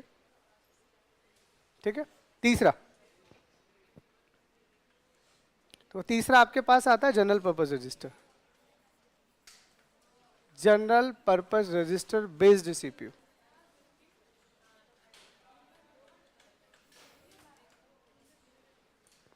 ठीक है, तो अगर आप general purpose register based CPU बना रहे हो, इसका 100% अब आपने और नए रजिस्टर्स बना दिए और उनमें अब आपका सारा कैलकुलेशन हो रहा है। तो सिंपल सा अब हम क्या कहेंगे कि in this CPU GPR store, अब जनरल पर्पस रजिस्टर में आप क्या स्टोर कर सकते हो, पहले तो आप डेटा का ट्रांसफर करवा सकते हो जहां चाहो वहां पे।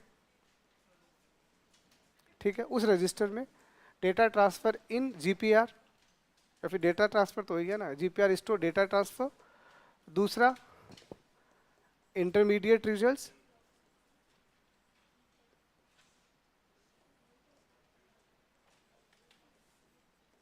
Intermediate results. ठीक है, तीसरा आपका फाइनल रिजल्ट्स। ठीक है, तो जनरल पर्पस रजिस्टर्स अगर आप बना रहे हो, और इसका मतलब अब ये जो आर्किटेक्चर है ये भी 2 टाइप्स का होता है। अगर आप जनरल पर्पस बेस्ड सीपीयू बना रहे हो तो वो 2 आर्किटेक्चर में डिवाइड है, या तो आप रजिस्टर टू मेमोरी की बात कर रहे हो, ठीक है, ठीक है, या फिर आप रजिस्टर टू रजिस्टर की बात कर रहे हो।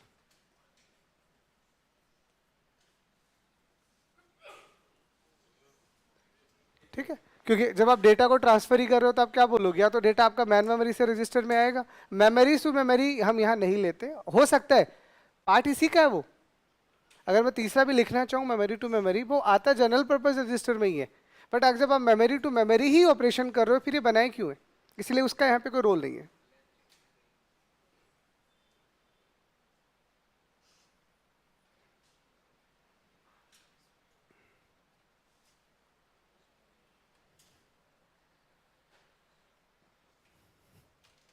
और वो आपका 0 और 1 था, ये मोर देन 1 इंस्ट्रक्शन होता है, तो इसे अपन कह सकते हैं इट सपोर्ट्स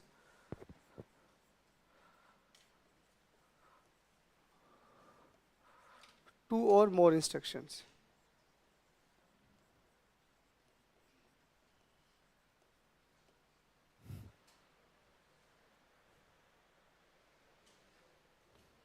ठीक है, तो अगर 0 इंस्ट्रक्शन को कोई सीपीयू सपोर्ट करता है तो वो कौन सा होगा, वो स्टैक बेस्ड होगा। और 1 इंस्ट्रक्शन को अगर कोई सपोर्ट कर रहा है तो वो एक्यूमुलेटर बेस्ड होगा। और 2 या 2 से ज़्यादा जितना बन सकता है, 2 से 4 तक आप जा सकते हो, जो भी अपन डिस्कस करेंगे, तो 100% उसमें जनरल पर्पज रजिस्टर का यूज किया गया है, उसके बगैर वो हो ही नहीं सकता। ठीक है, हो ही नहीं सकता।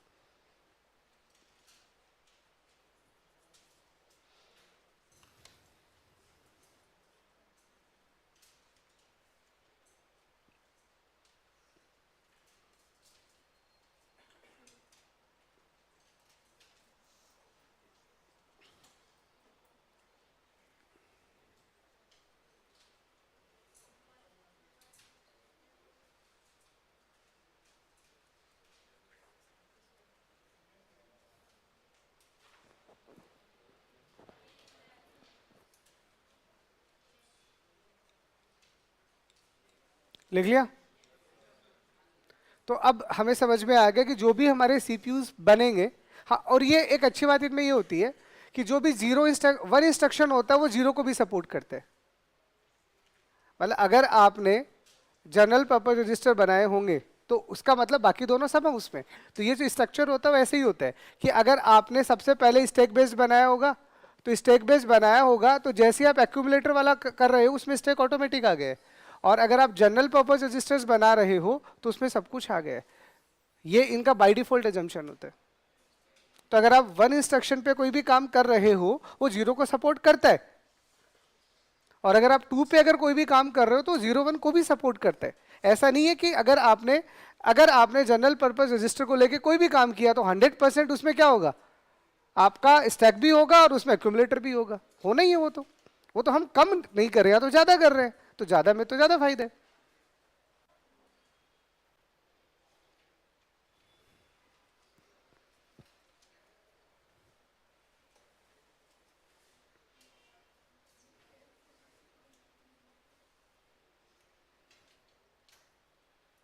ठीक, तो फ्लो क्लियर कि सीपीयू अगर हम बना रहे हैं तो 3 कैटेगरी है, तो सबसे अच्छा कौन सा है, हम जनरल पर्पज के पास ही चले जाते हैं, उसमें 0 और 1 तो आपको वैसे ही मिल जाएंगे, है ना।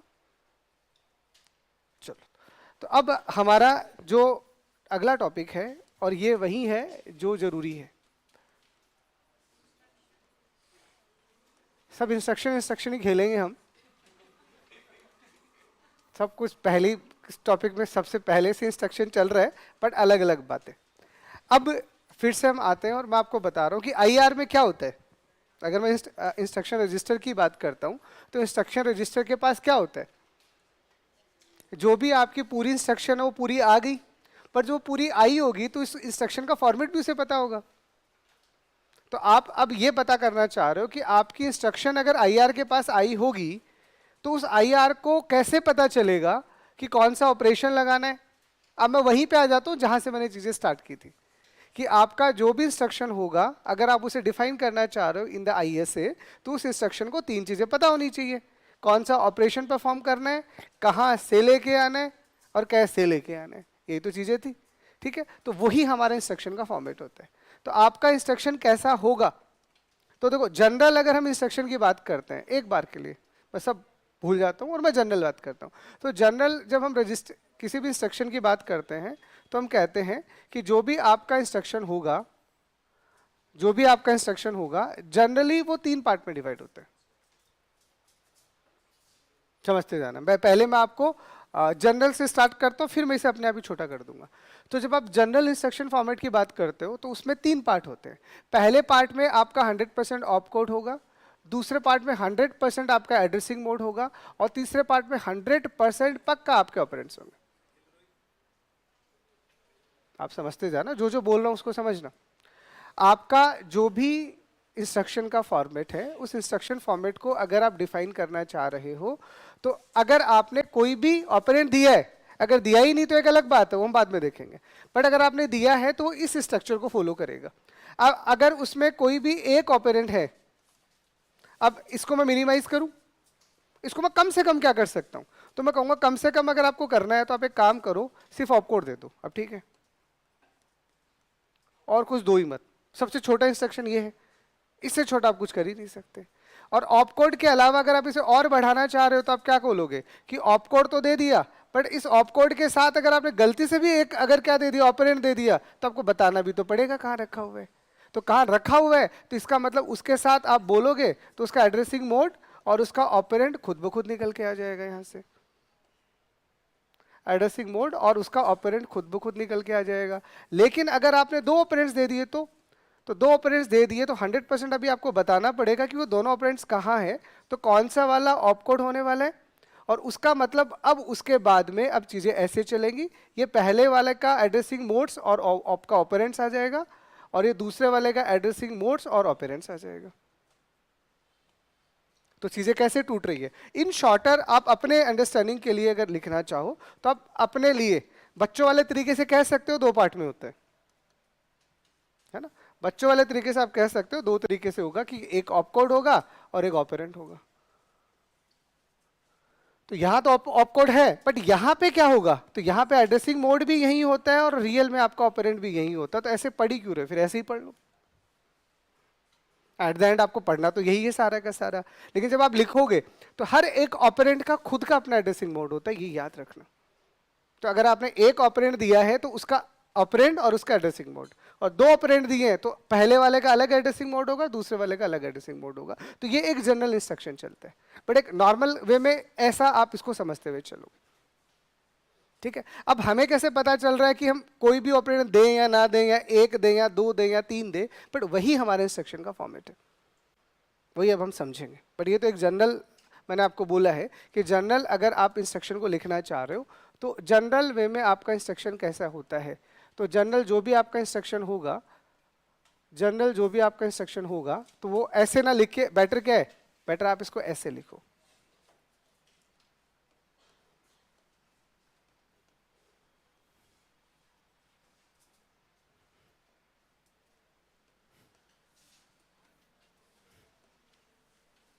बेटर है आप इसको जनरल वे में लिख रहे हो तो आप ऐसे लिखो कि ये पहले वाले का एड्रेसिंग मोड और ये पहले वाला ऑपरेंड।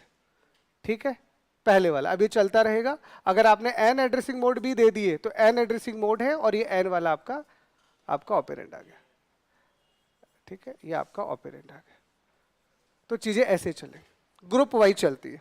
तो ऑप कोड सिर्फ एक ही जगह आएगा, फिर उसके बाद में operands with addressing mode, operands with addressing mode, operands with addressing mode, ये चीजें रिपीट होती रहेगी। तो that's your format of instruction. और ये फॉर्मेट फिक्स होता है, जो किसको पता होता है, जो आईआर को पता होता है। आप टेंशन ना लो। तो अभी तक हम आईआर तक पहुंचे हैं, अब आईआर से डेटा निकालेंगे भी तो सही। तो आईआर जब उस डेटा को डिकोड कर रहा होगा उस वक्त क्या होगा वो अब मैं आपको बता रहा हूं।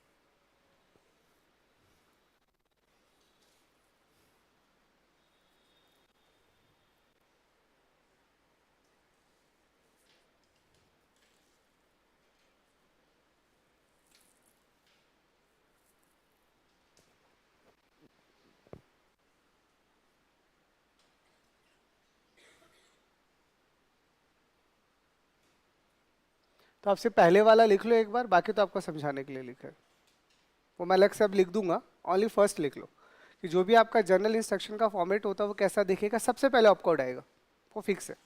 उसके बाद में जितने भी ऑपरेंड्स है, हर एक ऑपरेंड्स के साथ में उसका एड्रेसिंग मोड होता है। ठीक है, कि आपका जो भी डेटा रखा हुआ है वो कहां रखा हुआ है, दैट्स कॉल्ड एड्रेसिंग मोड्स।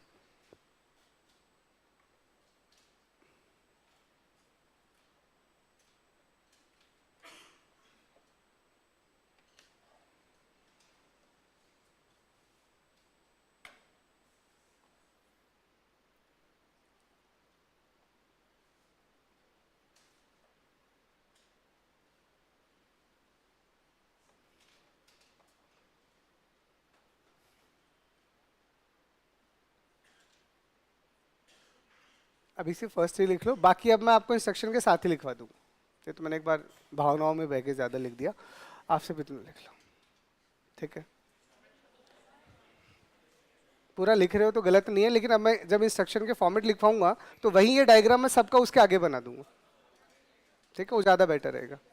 अब ये लिख लिया कि जो भी आपका जर्नल इंस्ट्रक्शन होगा उसकी शक्ल कैसी होती है, देख लिया कि सबसे पहले ऑपकोड आएगा, उसके बाद में हर एक ऑपरेंड विद एड्रेसिंग मोड आएगा, हर एक ऑपकोड विद एड्रेसिंग मोड आएगा, वो फिक्स होगा। अब आप जितने ऑपरेंड्स दोगे, हर एक ऑपरेंड्स का अपना क्या होगा, एड्रेसिंग मोड होगा।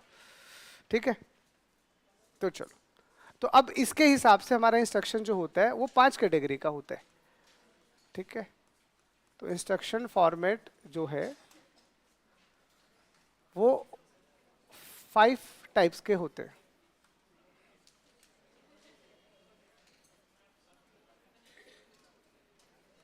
ठीक है, तो इंस्ट्रक्शन के जो भी फॉर्मेट है वो 5 टाइप के हैं। पहला इंस्ट्रक्शन आपका होता है जीरो इंस्ट्रक्शन फॉर्मेट, फिर आपके पास में 1 इंस्ट्रक्शन फॉर्मेट, वो बाकी आप लिखते रहो, 2 इंस्ट्रक्शन फॉर्मेट, 3 इंस्ट्रक्शन फॉर्मेट और 4 इंस्ट्रक्शन फॉर्मेट। ठीक है, तो अगर आप जीरो इंस्ट्रक्शन फॉर्मेट की बात कर रहे हो, इसका मतलब आप स्टैक बेस्ड सीपीयू की बात कर रहे हो। ठीक है, अगर आप 1 इंस्ट्रक्शन फॉर्मेट की बात कर रहे हो तो आप एक्यूमुलेटर की बात कर रहे हो। ठीक है, और उसके अलावा आप कहीं पे भी चले जाओ, इन सब में आपका जनरल पर्पस रजिस्टर्स है। और इन जनरल पर्पस रजिस्टर में भी हमने बोला है कि या तो आप रजिस्टर्स मतलब मेमोरी से रजिस्टर में आ रहे हो, या फिर आप रजिस्टर से रजिस्टर में आ रहे हो। It is just like that. तो बाकी ठीक है, एक बार आप जीपीआर ही लिख दो, जनरल पर्पस रजिस्टर। इसीलिए पहले आपको सीपीयू के टाइप पढ़ाया है मैंने, कि जब इंस्ट्रक्शन को सीखना ही है तो आपकी उस इंस्ट्रक्शन को अगर कोई समझ रहा है तो आपका सीपीयू है। सीपीयू मतलब उसका आईआर, अरे सीपीयू का मतलब उसमें होने वाले रजिस्टर की बात हो रही है। तो आपने अगर कोई डाला ही नहीं है रजिस्टर अलग से, तो एक रजिस्टर स्टैक पॉइंटर तो होगा, उसके बगैर तो कोई सीपीयू में एक भी रजिस्टर नहीं डाल लो तो बना क्यों रहे हो फिर? मतलब इंसान बना दिया और दिमाग ही नहीं डाला, क्या करोगे उस इंसान का? हाँ? मतलब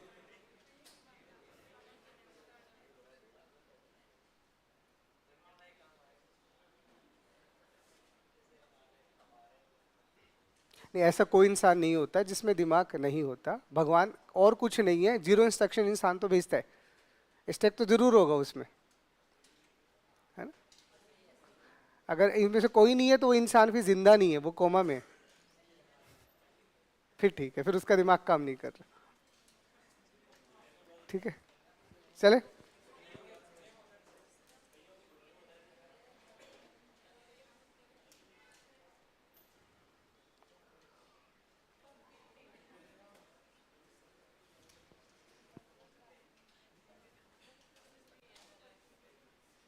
तो एक एक कोई पढ़ लेते हैं अच्छे से।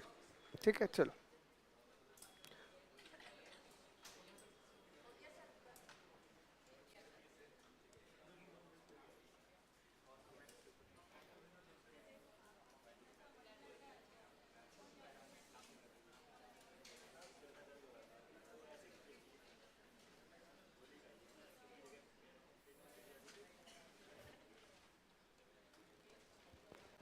ठीक है, तो इसमें सिंपल से हम क्या बोलेंगे,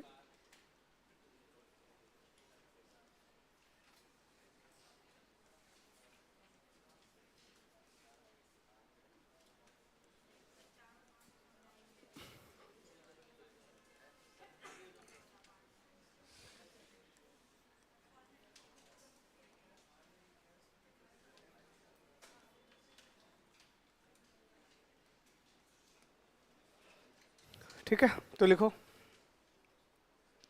लिखो इस जीरो इंस्ट्रक्शन फॉर्मेट में, देखो जीरो इंस्ट्रक्शन फॉर्मेट में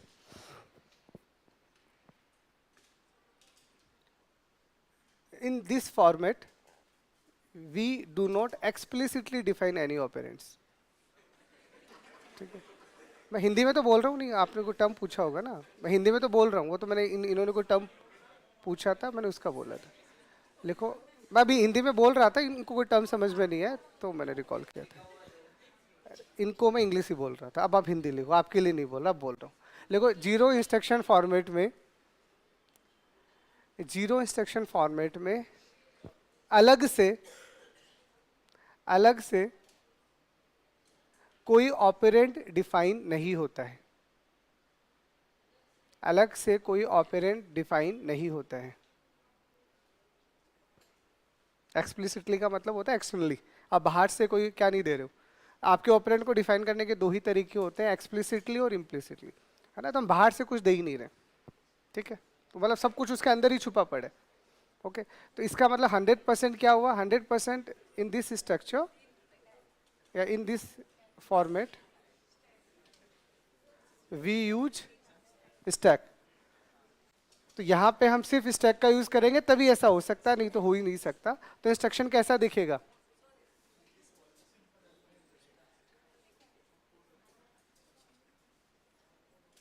तो और कुछ होना हो ऑपरेशन तो बताओगे, इसलिए सब यहाँ पे बस आपका जो भी इंस्ट्रक्शन फॉर्मेट बनने वाला और कुछ आए ना आए, ये यहाँ पे आपका ऑप कोड तो आएगा, बस बाकी सब हटा दो, सिर्फ एक चीज लिख दो।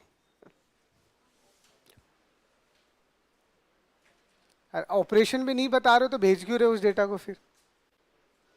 हम क्या नहीं बता रहे, हम ये नहीं बता रहे डेटा कहाँ है, बस उस डेटा पे होने वाला क्या वो तो बताना पड़ेगा ना, ठीक है। तो इसीलिए यहाँ पे हम स्टैक यूज करेंगे, वो साफ साफ चीजें आपको दिख ही रही है। और स्टैक को यूज करके बनाओगे तो आपका जो भी इंस्ट्रक्शन भेजने वाले हो, बस आपको क्या लिखना है, ऑप कोड लिखना है,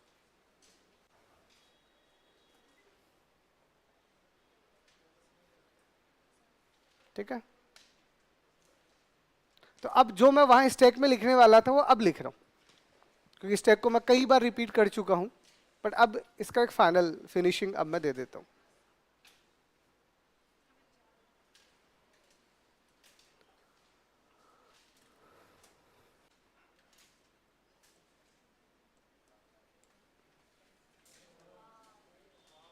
अच्छा, ये अच्छा है। तो वाइट बैकग्राउंड में इसलिए यूज नहीं करता, उसमें आपको भी नुकसान है, मुझे भी नुकसान है।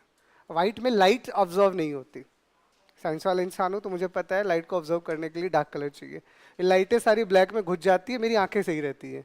अगर मैंने वाइट सही कर दिया तो तुम्हें सिर्फ एक फायदा होगा, तुम्हारा प्रिंट अच्छा निकलेगा, उसके अलावा सारे नुकसान ही नुकसान है तुम्हें। तुम्हारी भी आंखें कुछ खास नहीं होती, आगे बैठने वाले थोड़े दिनों में अंधे हो जाएंगे अगर व्हाइट बैकग्राउंड हम ज़्यादा यूज़ करते हैं तो। तो मैं नहीं करता, बहुत सारे एक्सपेरिमेंट मैंने किए हैं अलग अलग कलर्स पे, तो मेरे को ब्लैक ही अच्छा लगता है। हाँ, तो दो चश्मे लगा लो, एक तो लगा हुआ है। अच्छा, तो मतलब व्हाइट कलर की वजह से हुआ है चश्मा खराब। चले आगे अब, चलो। तो अब मैं पूरा ऑपरेशन कर रहा हूँ, अभी तक मैंने नहीं बताया, लेकिन अब यहाँ पे अब मैं प्रॉपर एग्जाम्पल की बात कर रहा हूँ। मान लो मुझे एक एक्सप्रेशन इवेल्युएट करनी है, अरे देख लो, ठीक है, और इस एक्सप्रेशन को इवेल्युएट करके मुझे इमेज स्टोर करना है। चलो, यही तो खेल है यहाँ पे, ये मैंने अभी तक नहीं पढ़ा, ये मैं पढ़ाऊंगा। तो इस एक पूरी एक्सप्रेशन को अगर मुझे, इस एक्सप्रेशन को मुझे अगर जीरो इंस्ट्रक्शन वाले में एग्जीक्यूट करवाना है, तो मेरा इंटरनली जो असेंबली कोड होगा वो कैसे दिखेगा। या फिर आपसे क्वेश्चन पूछा जा सकता है कि इस एक्सप्रेशन को एग्जीक्यूट करने के लिए असेंबली का कितना नंबर ऑफ इंस्ट्रक्शन एग्जीक्यूट होगा। क्वेश्चन चाहिए ना आपको, तो क्वेश्चन बता रहा हूँ, ठीक है। तो इसको जब भी मैं एग्जीक्यूट करूंगा, ये तो तय है कि मेरे पास में ऑलरेडी एक स्टैक होगा, क्योंकि बिना इस स्टैक के तो कोई काम ही नहीं हो सकता, ठीक है। तो यहां पे आपके पास में स्टैक बना हुआ होगा, ठीक है, ये आपके पास में स्टैक बना हुआ है। अब जब स्टैक बना हुआ है तो अब मैं इस पे आप पे ऑपरेशंस कर रहा हूं, तो कैसे ऑपरेशंस होंगे देख लो। अब वन बाय वन एक एक ऑपरेशन आएगी। तो सबसे पहले मुझे पता है मेरा टॉप ऑफ स्टैक क्या है, वो IR के किसके पास है, आपके स्टैक पॉइंटर के पास में, तो उसका मैं जिक्र नहीं कर रहा हूँ, आपको ही पता है बैकग्राउंड में चलता रहेगा। तो सबसे पहले हम क्या करेंगे, सबसे पहले हम करेंगे पुश ए, पुश ए। तो अब आपने यहाँ पे पुश ए अगर कोई ऑपरेशन परफॉर्म किया है तो इसका मतलब यहां से आपका ए आ जाएगा, पुश हो गया, ठीक है। उसके बाद में अगली इंस्ट्रक्शन पे आप क्या लिखने वाले हो, पुश बी। तो जैसे आपने पुश बी लिखा है इसका मतलब दूसरा वाला बी यहां पे आ जाएगा। लेकिन अब अगली बार आपको जोड़ना है, तो जोड़ने के लिए तो सिर्फ आप ऐड ही लिखने वाले हो और कुछ नहीं लिखा, तो हो गया जीरो इंस्ट्रक्शन आपके लिए। तो जैसे आप ऐड करोगे, ऐड करने से ही होगा क्या, जो भी आपका स्टैक होगा वो टॉप ऑफ द पॉइंटर से दो डेटा को उठाएगा, उन पे ऑपरेशन परफॉर्म करेगा और ऑपरेशन करने के बाद उन दोनों को डिलीट कर देगा। ये सारा काम ऑटोमेटिक होने वाला है। जब आप यहाँ पे ऐड लिख रहे हो तो ऐड लिखने का मतलब सिंपल सा क्या हुआ कि दो टॉप स्टैक उठेंगे, इन पे ऑपरेशन परफॉर्म होगा और वो ए प्लस बी यहाँ पे आ जाएगा। वो हाँ, जो भी आपके ऑपरेशंस होंगे, अब जैसे एड्रेसेस जो भी आप मेंशन करना चाह रहे हो, मैं सिर्फ स्टैक का काम समझा रहा हूँ।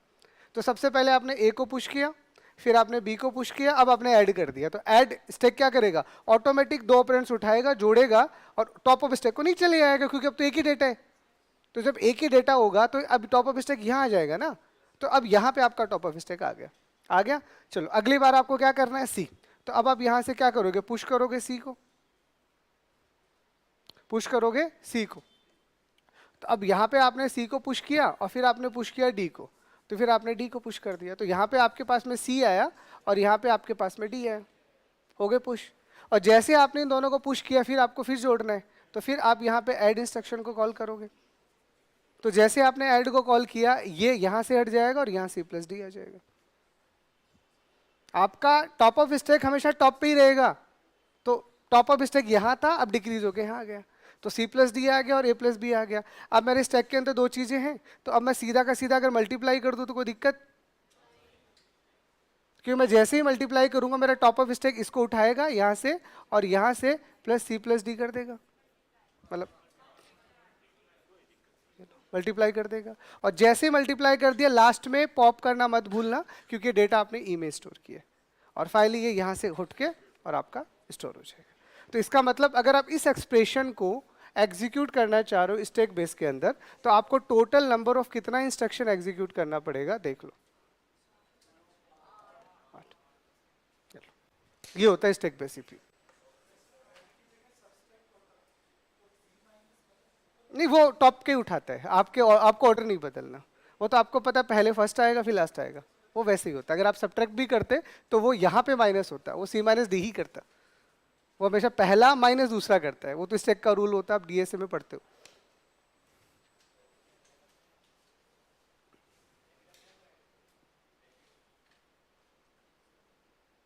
नहीं लगाना क्या तेरे को, डीएसए पढ़ लिया ना तूने, फिर तो तुम्हें क्या बोलूं। देखो इसे इसे अगर आप सच में स्टैक के कॉरेस्पॉन्डिंग समझोगे तो ये ऐसा है, ए बी प्लस, उसके बाद में सी डी प्लस और फिर मल्टीप्लाई। और जब आप प्रीफिक्स और पोस्टफिक्स की बात करते हो वहां पे कभी ब्रैकेट्स नहीं होते, होते ही नहीं है ब्रैकेट्स, वो तो मैं तुम्हारी बुद्धि खराब है ना। तो तुम कहते थे कि नहीं सर ये दोनों मल्टीप्लाई होंगे, तो मैं तुम्हारा दिमाग जानता हूं, तो मैंने तुम्हें समझाने के लिए ब्रैकेट लगाया है, इंटरनली कोई ब्रैकेट नहीं लगता। Stack can't use any bracket, उसको बोर्ड मास से कोई लेना देना नहीं है, उसको जैसे डालोगे वो वैसे ही निकाल निकाल के आउटपुट दे देगा आपको।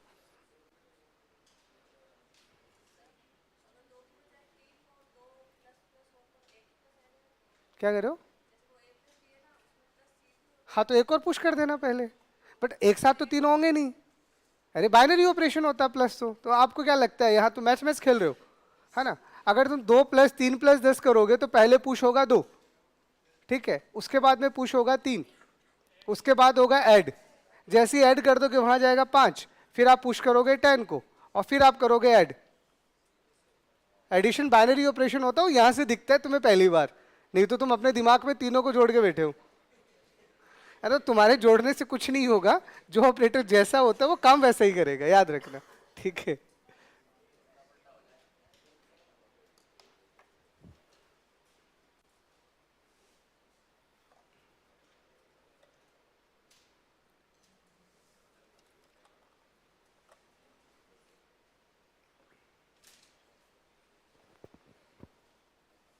तो इसमें किसी भी लाइन में कोई दिक्कत हो बता दो।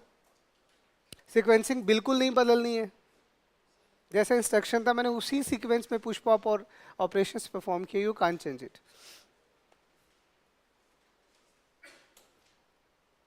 और आपको आता है ना इनफिक्स को पोस्ट फिक्स में कन्वर्ट करना, तो देखो वो रहा।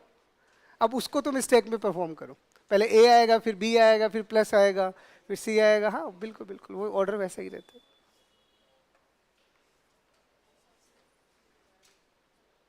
तो अभी समझ में आया स्टैक की कहानी।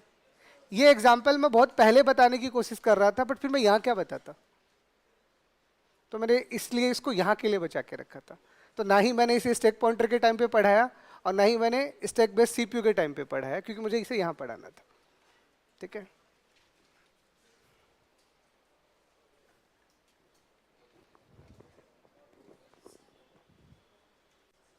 अब इसमें भी क्या दोबारा बताऊं? अरे आपको कोई भी ऑपरेशन परफॉर्म दोबारा बताना तो दूसरा ऑपरेशन लिख देता हूं फिर मैं।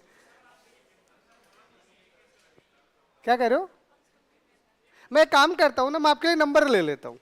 अब ABCD मारो तुम गोली, क्योंकि तुम्हें समझ ही नहीं आ रहा, तो मैं नंबर ले लेता हूं। Wait a minute. अरे मैं 1 मिनट में लिख दूंगा, तुम्हें लिखने दूंगा नहीं, क्योंकि मुझे समझाना है, तो देख लो। ठीक है, तो कोई नहीं, एग्जाम्पल बढ़ाने से कुछ नहीं होता है, दिमाग की बुद्धि विकसित होगी आपकी, है ना।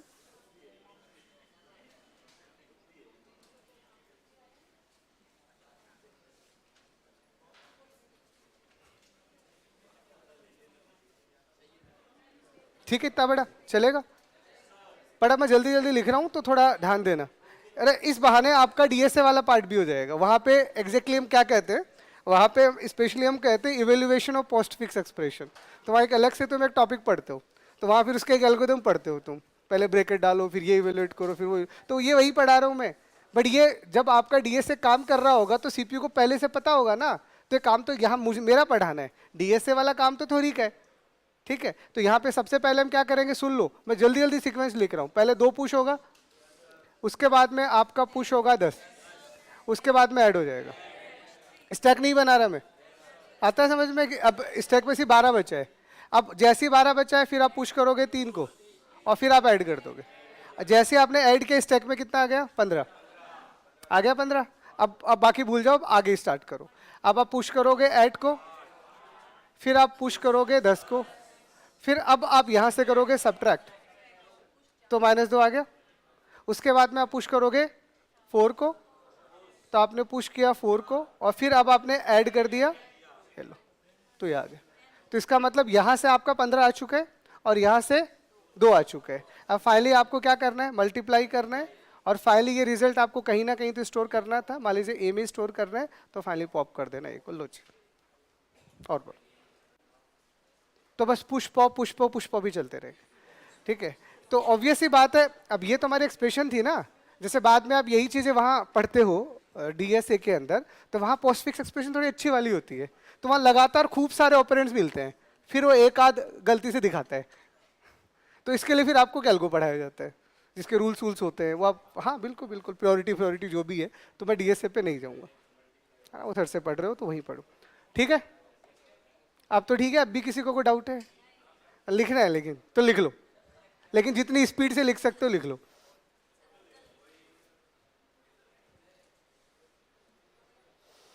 तो कितनी इंस्ट्रक्शन एग्जीक्यूट हुई गिल्ली? 12।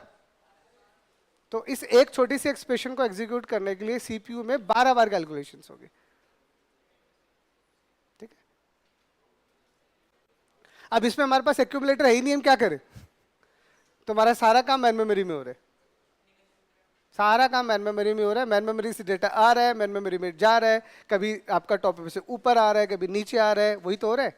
अब इसका डायग्राम बना तो फिर तुम टाइम खराब करते, तो मैंने बनाया नहीं, क्योंकि पहले में समझा दिया। अकॉर्डिंग जल्दी जल्दी लिख लो।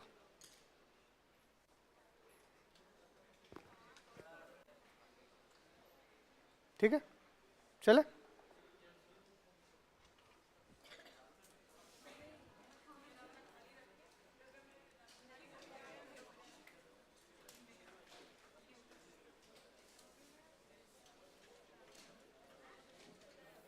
देखो,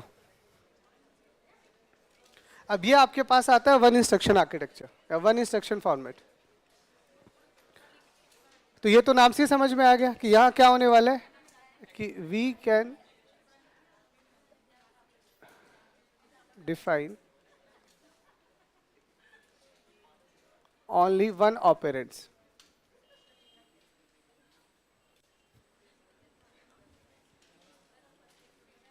explicitly।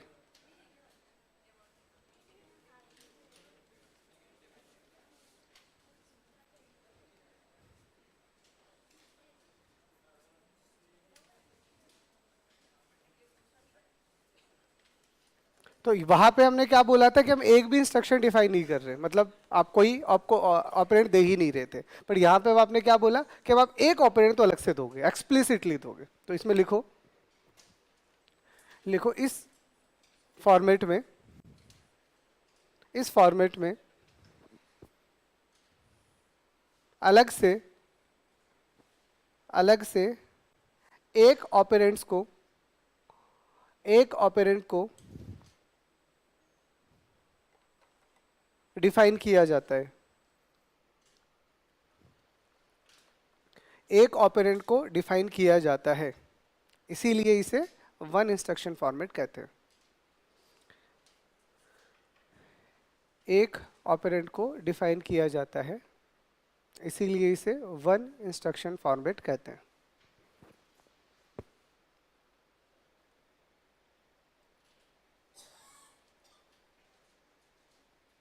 ठीक है, अब एक ही इंस्ट्रक्शन है तो इसका मतलब क्या यूज करेगा, तो इट इज व्हाट, तो it is accumulator based architecture.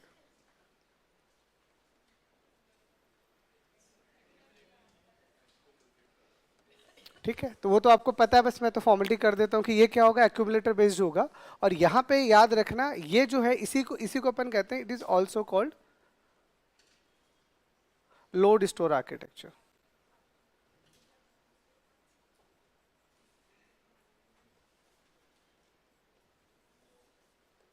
है ना, ये आपका एक्यूमुलेटर बेस्ड होता है, इसको हम लोड स्टोर आर्किटेक्चर भी कहते हैं।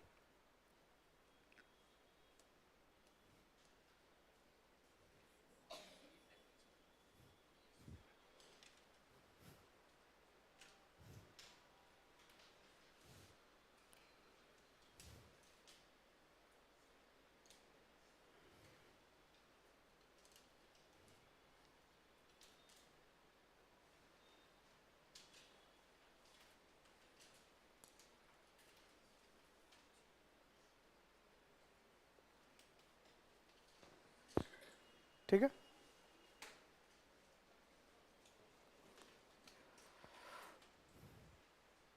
चले। तो इसमें अब आपका जो भी इंस्ट्रक्शन फॉर्मेट होगा वो कैसा दिखेगा,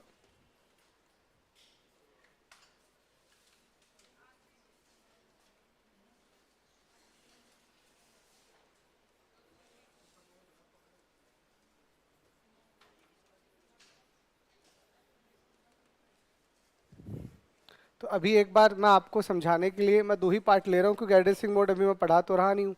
तो जब पढ़ाऊंगा तो इसी के दो हिस्से बना दूंगा, वो मैं पढ़ा चुका हूँ। तो यहाँ आपका ऑप कोड आएगा और यहाँ आपका ऑपरेंड आएगा। ठीक है, और यहीं उसका एड्रेसिंग मोड भी आएगा, बट उसको अलग से पढ़ने वाले हैं, तो मैं अभी नहीं लिख रहा। मैं एड्रेसिंग मोड का भी जिक्र भी नहीं करूंगा, उसको मैं अलग से ही जब पढ़ाने वाला हूँ, पूरा 1.5-2 घंटे का पूरा क्लास होगा सिर्फ एड्रेसिंग मोड को समझने के लिए।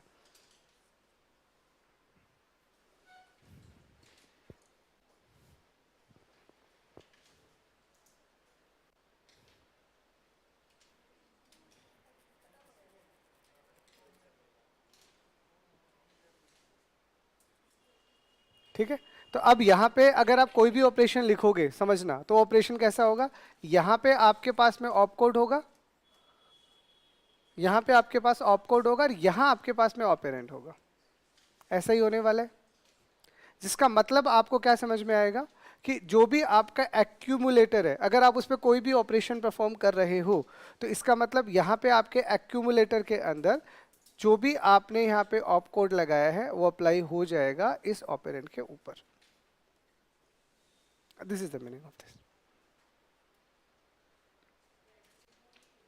एड्रेसिंग मोड का पार्ट इसी के अंदर आता है, वो जब मैं पढ़ाऊंगा तब मैं कर दूंगा स्प्लिट। मैंने बोल तो दिया होता है, बार बार लिखना जरूरी है अभी? जब उसका जिक्र ही नहीं कर रहा तो क्यों लिखवा रहे हो? है ना, वो है यहीं पे, पर अभी छुपा रहने दो उसे, क्योंकि उसको निकाल दिया तो ये और समझ नहीं आएगा।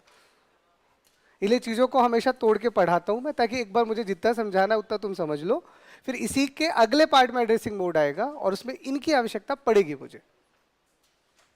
ठीक है, जैसे अभी सिर्फ छोटे से एग्जाम्पल के लिए अगर मैं आपको लिखूं कि मैंने यहाँ पे ऐड लिख दिया और ऐड के साथ मैंने यहाँ पे ए लिख दिया, तो अब समझ में आता है इसका मतलब क्या है ना? हमें इसका मतलब समझ में आ रहा है कि एक्यूमुलेटर के अंदर जो भी डेटा है वो मेमोरी ऑफ एड्रेस के साथ जुड़ जाएगा और चला जाएगा। ये लो, this is the meaning of this.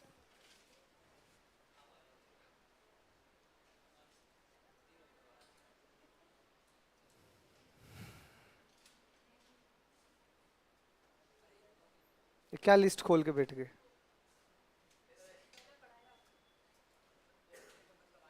हाँ, क्या है इस लिस्ट? हाँ तो लिख दो, बता दोगे फिर? देखो, एड्रेसिंग मोड ऐसे समझ नहीं आता, उसको समझाने से पहले मुझे बहुत सारी मेहनत करनी पड़ रही है, और मैं इतनी सारी मेहनत सिर्फ एड्रेसिंग मोड के लिए कर रहा हूँ। बिलीव मी, कल की क्लास में सारा एड्रेसिंग मोड आपको समझ आ जाएगा, एक एक का खुद बताओगे कहाँ इम्प्लाइड होता है, कहाँ इमीडिएट आता है, कहाँ मेमोरी आता है, कहाँ रजिस्टर आता है, कहाँ बेस आता है, कहाँ इंडेक्स आता है, everything you know very well, क्योंकि उन सबके नोटेशंस होते हैं। अभी मैंने वो नोटेशन जान के यूज नहीं कर रहा, क्योंकि मुझे सिर्फ मेरे ऑपरेशंस बढ़ाने हैं, एड्रेसिंग मोड नहीं। तो अब उसी एक्सप्रेशन को लिखे दोबारा और देखे कैसे एग्जीक्यूट होने वाला है। और असली पावर तो सीपीयू का दिखेगा जब मैं एक्सप्रेशन चलाऊंगा, ये तो बस मैंने आपको बता के छोड़ दिया। अब चलूँ आगे, इतना लिख लिया तो अब मैं यही चीज आपको बोल रहा हूँ कि चलो भैया हमारा ये एक एक्सप्रेशन एग्जीक्यूट कर दो जरा फिर।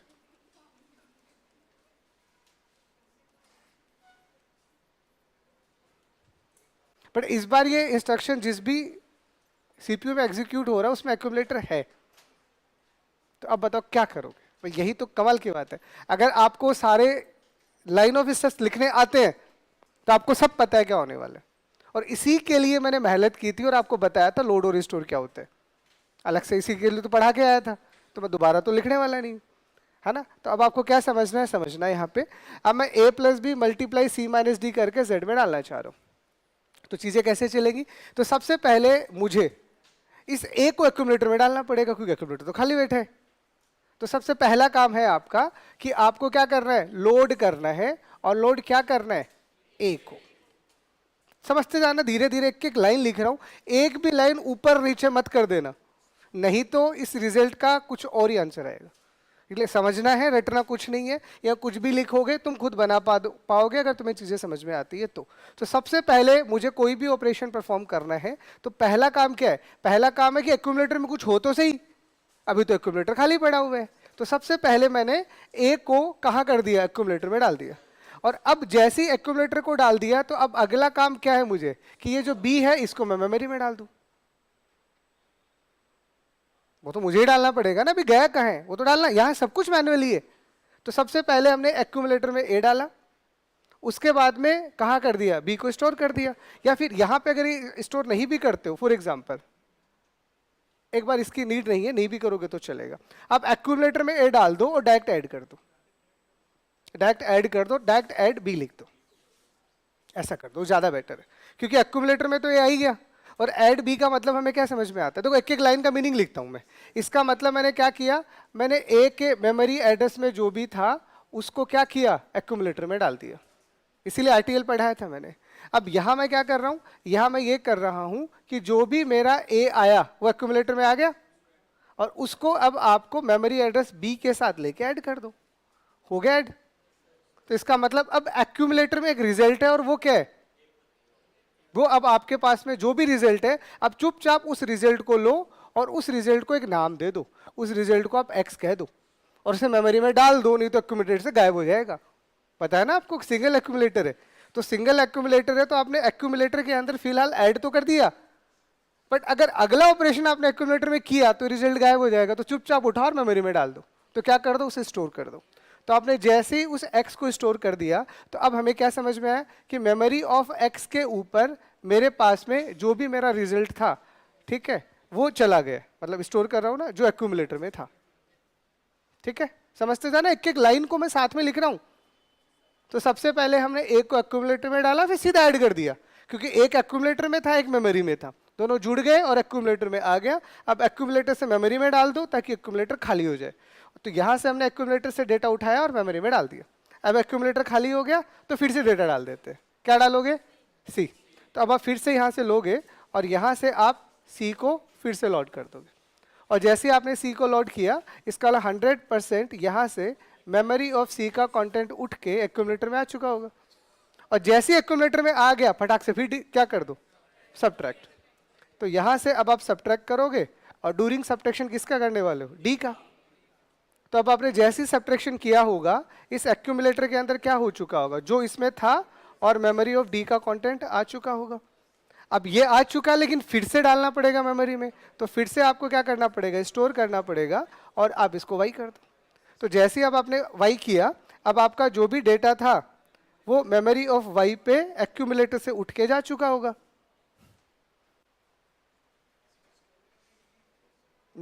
यहां पे अगर आप परफॉर्म करना चाह रहे हो, ये कर सकते हो, ऐसी को नीड नहीं। इसको नहीं भी करना चाहो तो चल जाएगा, है ना, नीड नहीं। इसको करना चाहो तो अच्छी बात है, नहीं भी करना चाहो तो चल जाएगा, क्योंकि एक्यूमुलेटर में अब वो डेटा आ चुका है जिसको डायरेक्ट हमें इससे मल्टीप्लाई करना है।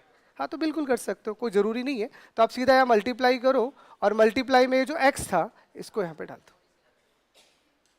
ठीक है, क्योंकि एक्यूमुलेटर के अंदर इन दोनों का रिजल्ट आ चुका है, और उस रिजल्ट को मुझे मल्टीप्लाई ए प्लस बी पे करना था। ए प्लस बी मेरा कहाँ पे है? एक्स के अंदर है। तो जैसे ही आपने इसे मल्टीप्लाई एक्स किया, तो एक्यूमुलेटर के अंदर क्या आ गया? तो एक्यूमुलेटर के अंदर जो भी एक्स का कंटेंट था और मल्टीप्लाई ऑफ जो एक्यूमुलेटर का कंटेंट था, मतलब आप इसे ऐसे लिख दो,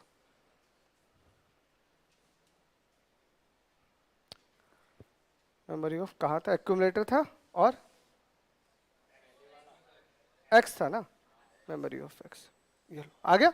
अब जो भी रिजल्ट आया है इसे फिर से मेमोरी में डाल के एक्यूमुलेटर को खाली कर दो। तो यहीं पे अब आप इसे स्टोर कर दो, और स्टोर कहाँ करना है? जेड में करना है, तो जेड डाल दो। तो ये अब कितनी, इस एक्सप्रेशन को अगर आप इवेलुएट करते हो तो आपको कितनी नंबर ऑफ इंस्ट्रक्शन एग्जीक्यूट करनी पड़ेगी, देख लो।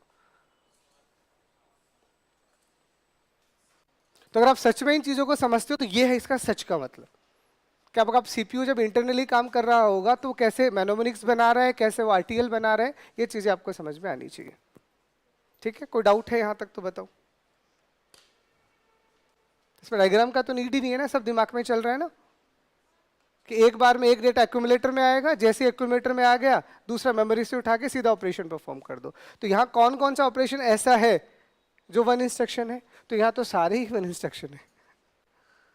यहाँ तो आपने सारे वन इंस्ट्रक्शन परफॉर्म किए, एक एक इंस्ट्रक्शन सब में दिया है ना, तो एवरीथिंग इज वन। तो क्या किया है? सिर्फ लोड, स्टोर और ऑपरेशन, और ऐड के बाद में एक ही ऑपरेंड लिखा है, इट मीन्स वन इंस्ट्रक्शन हो गया।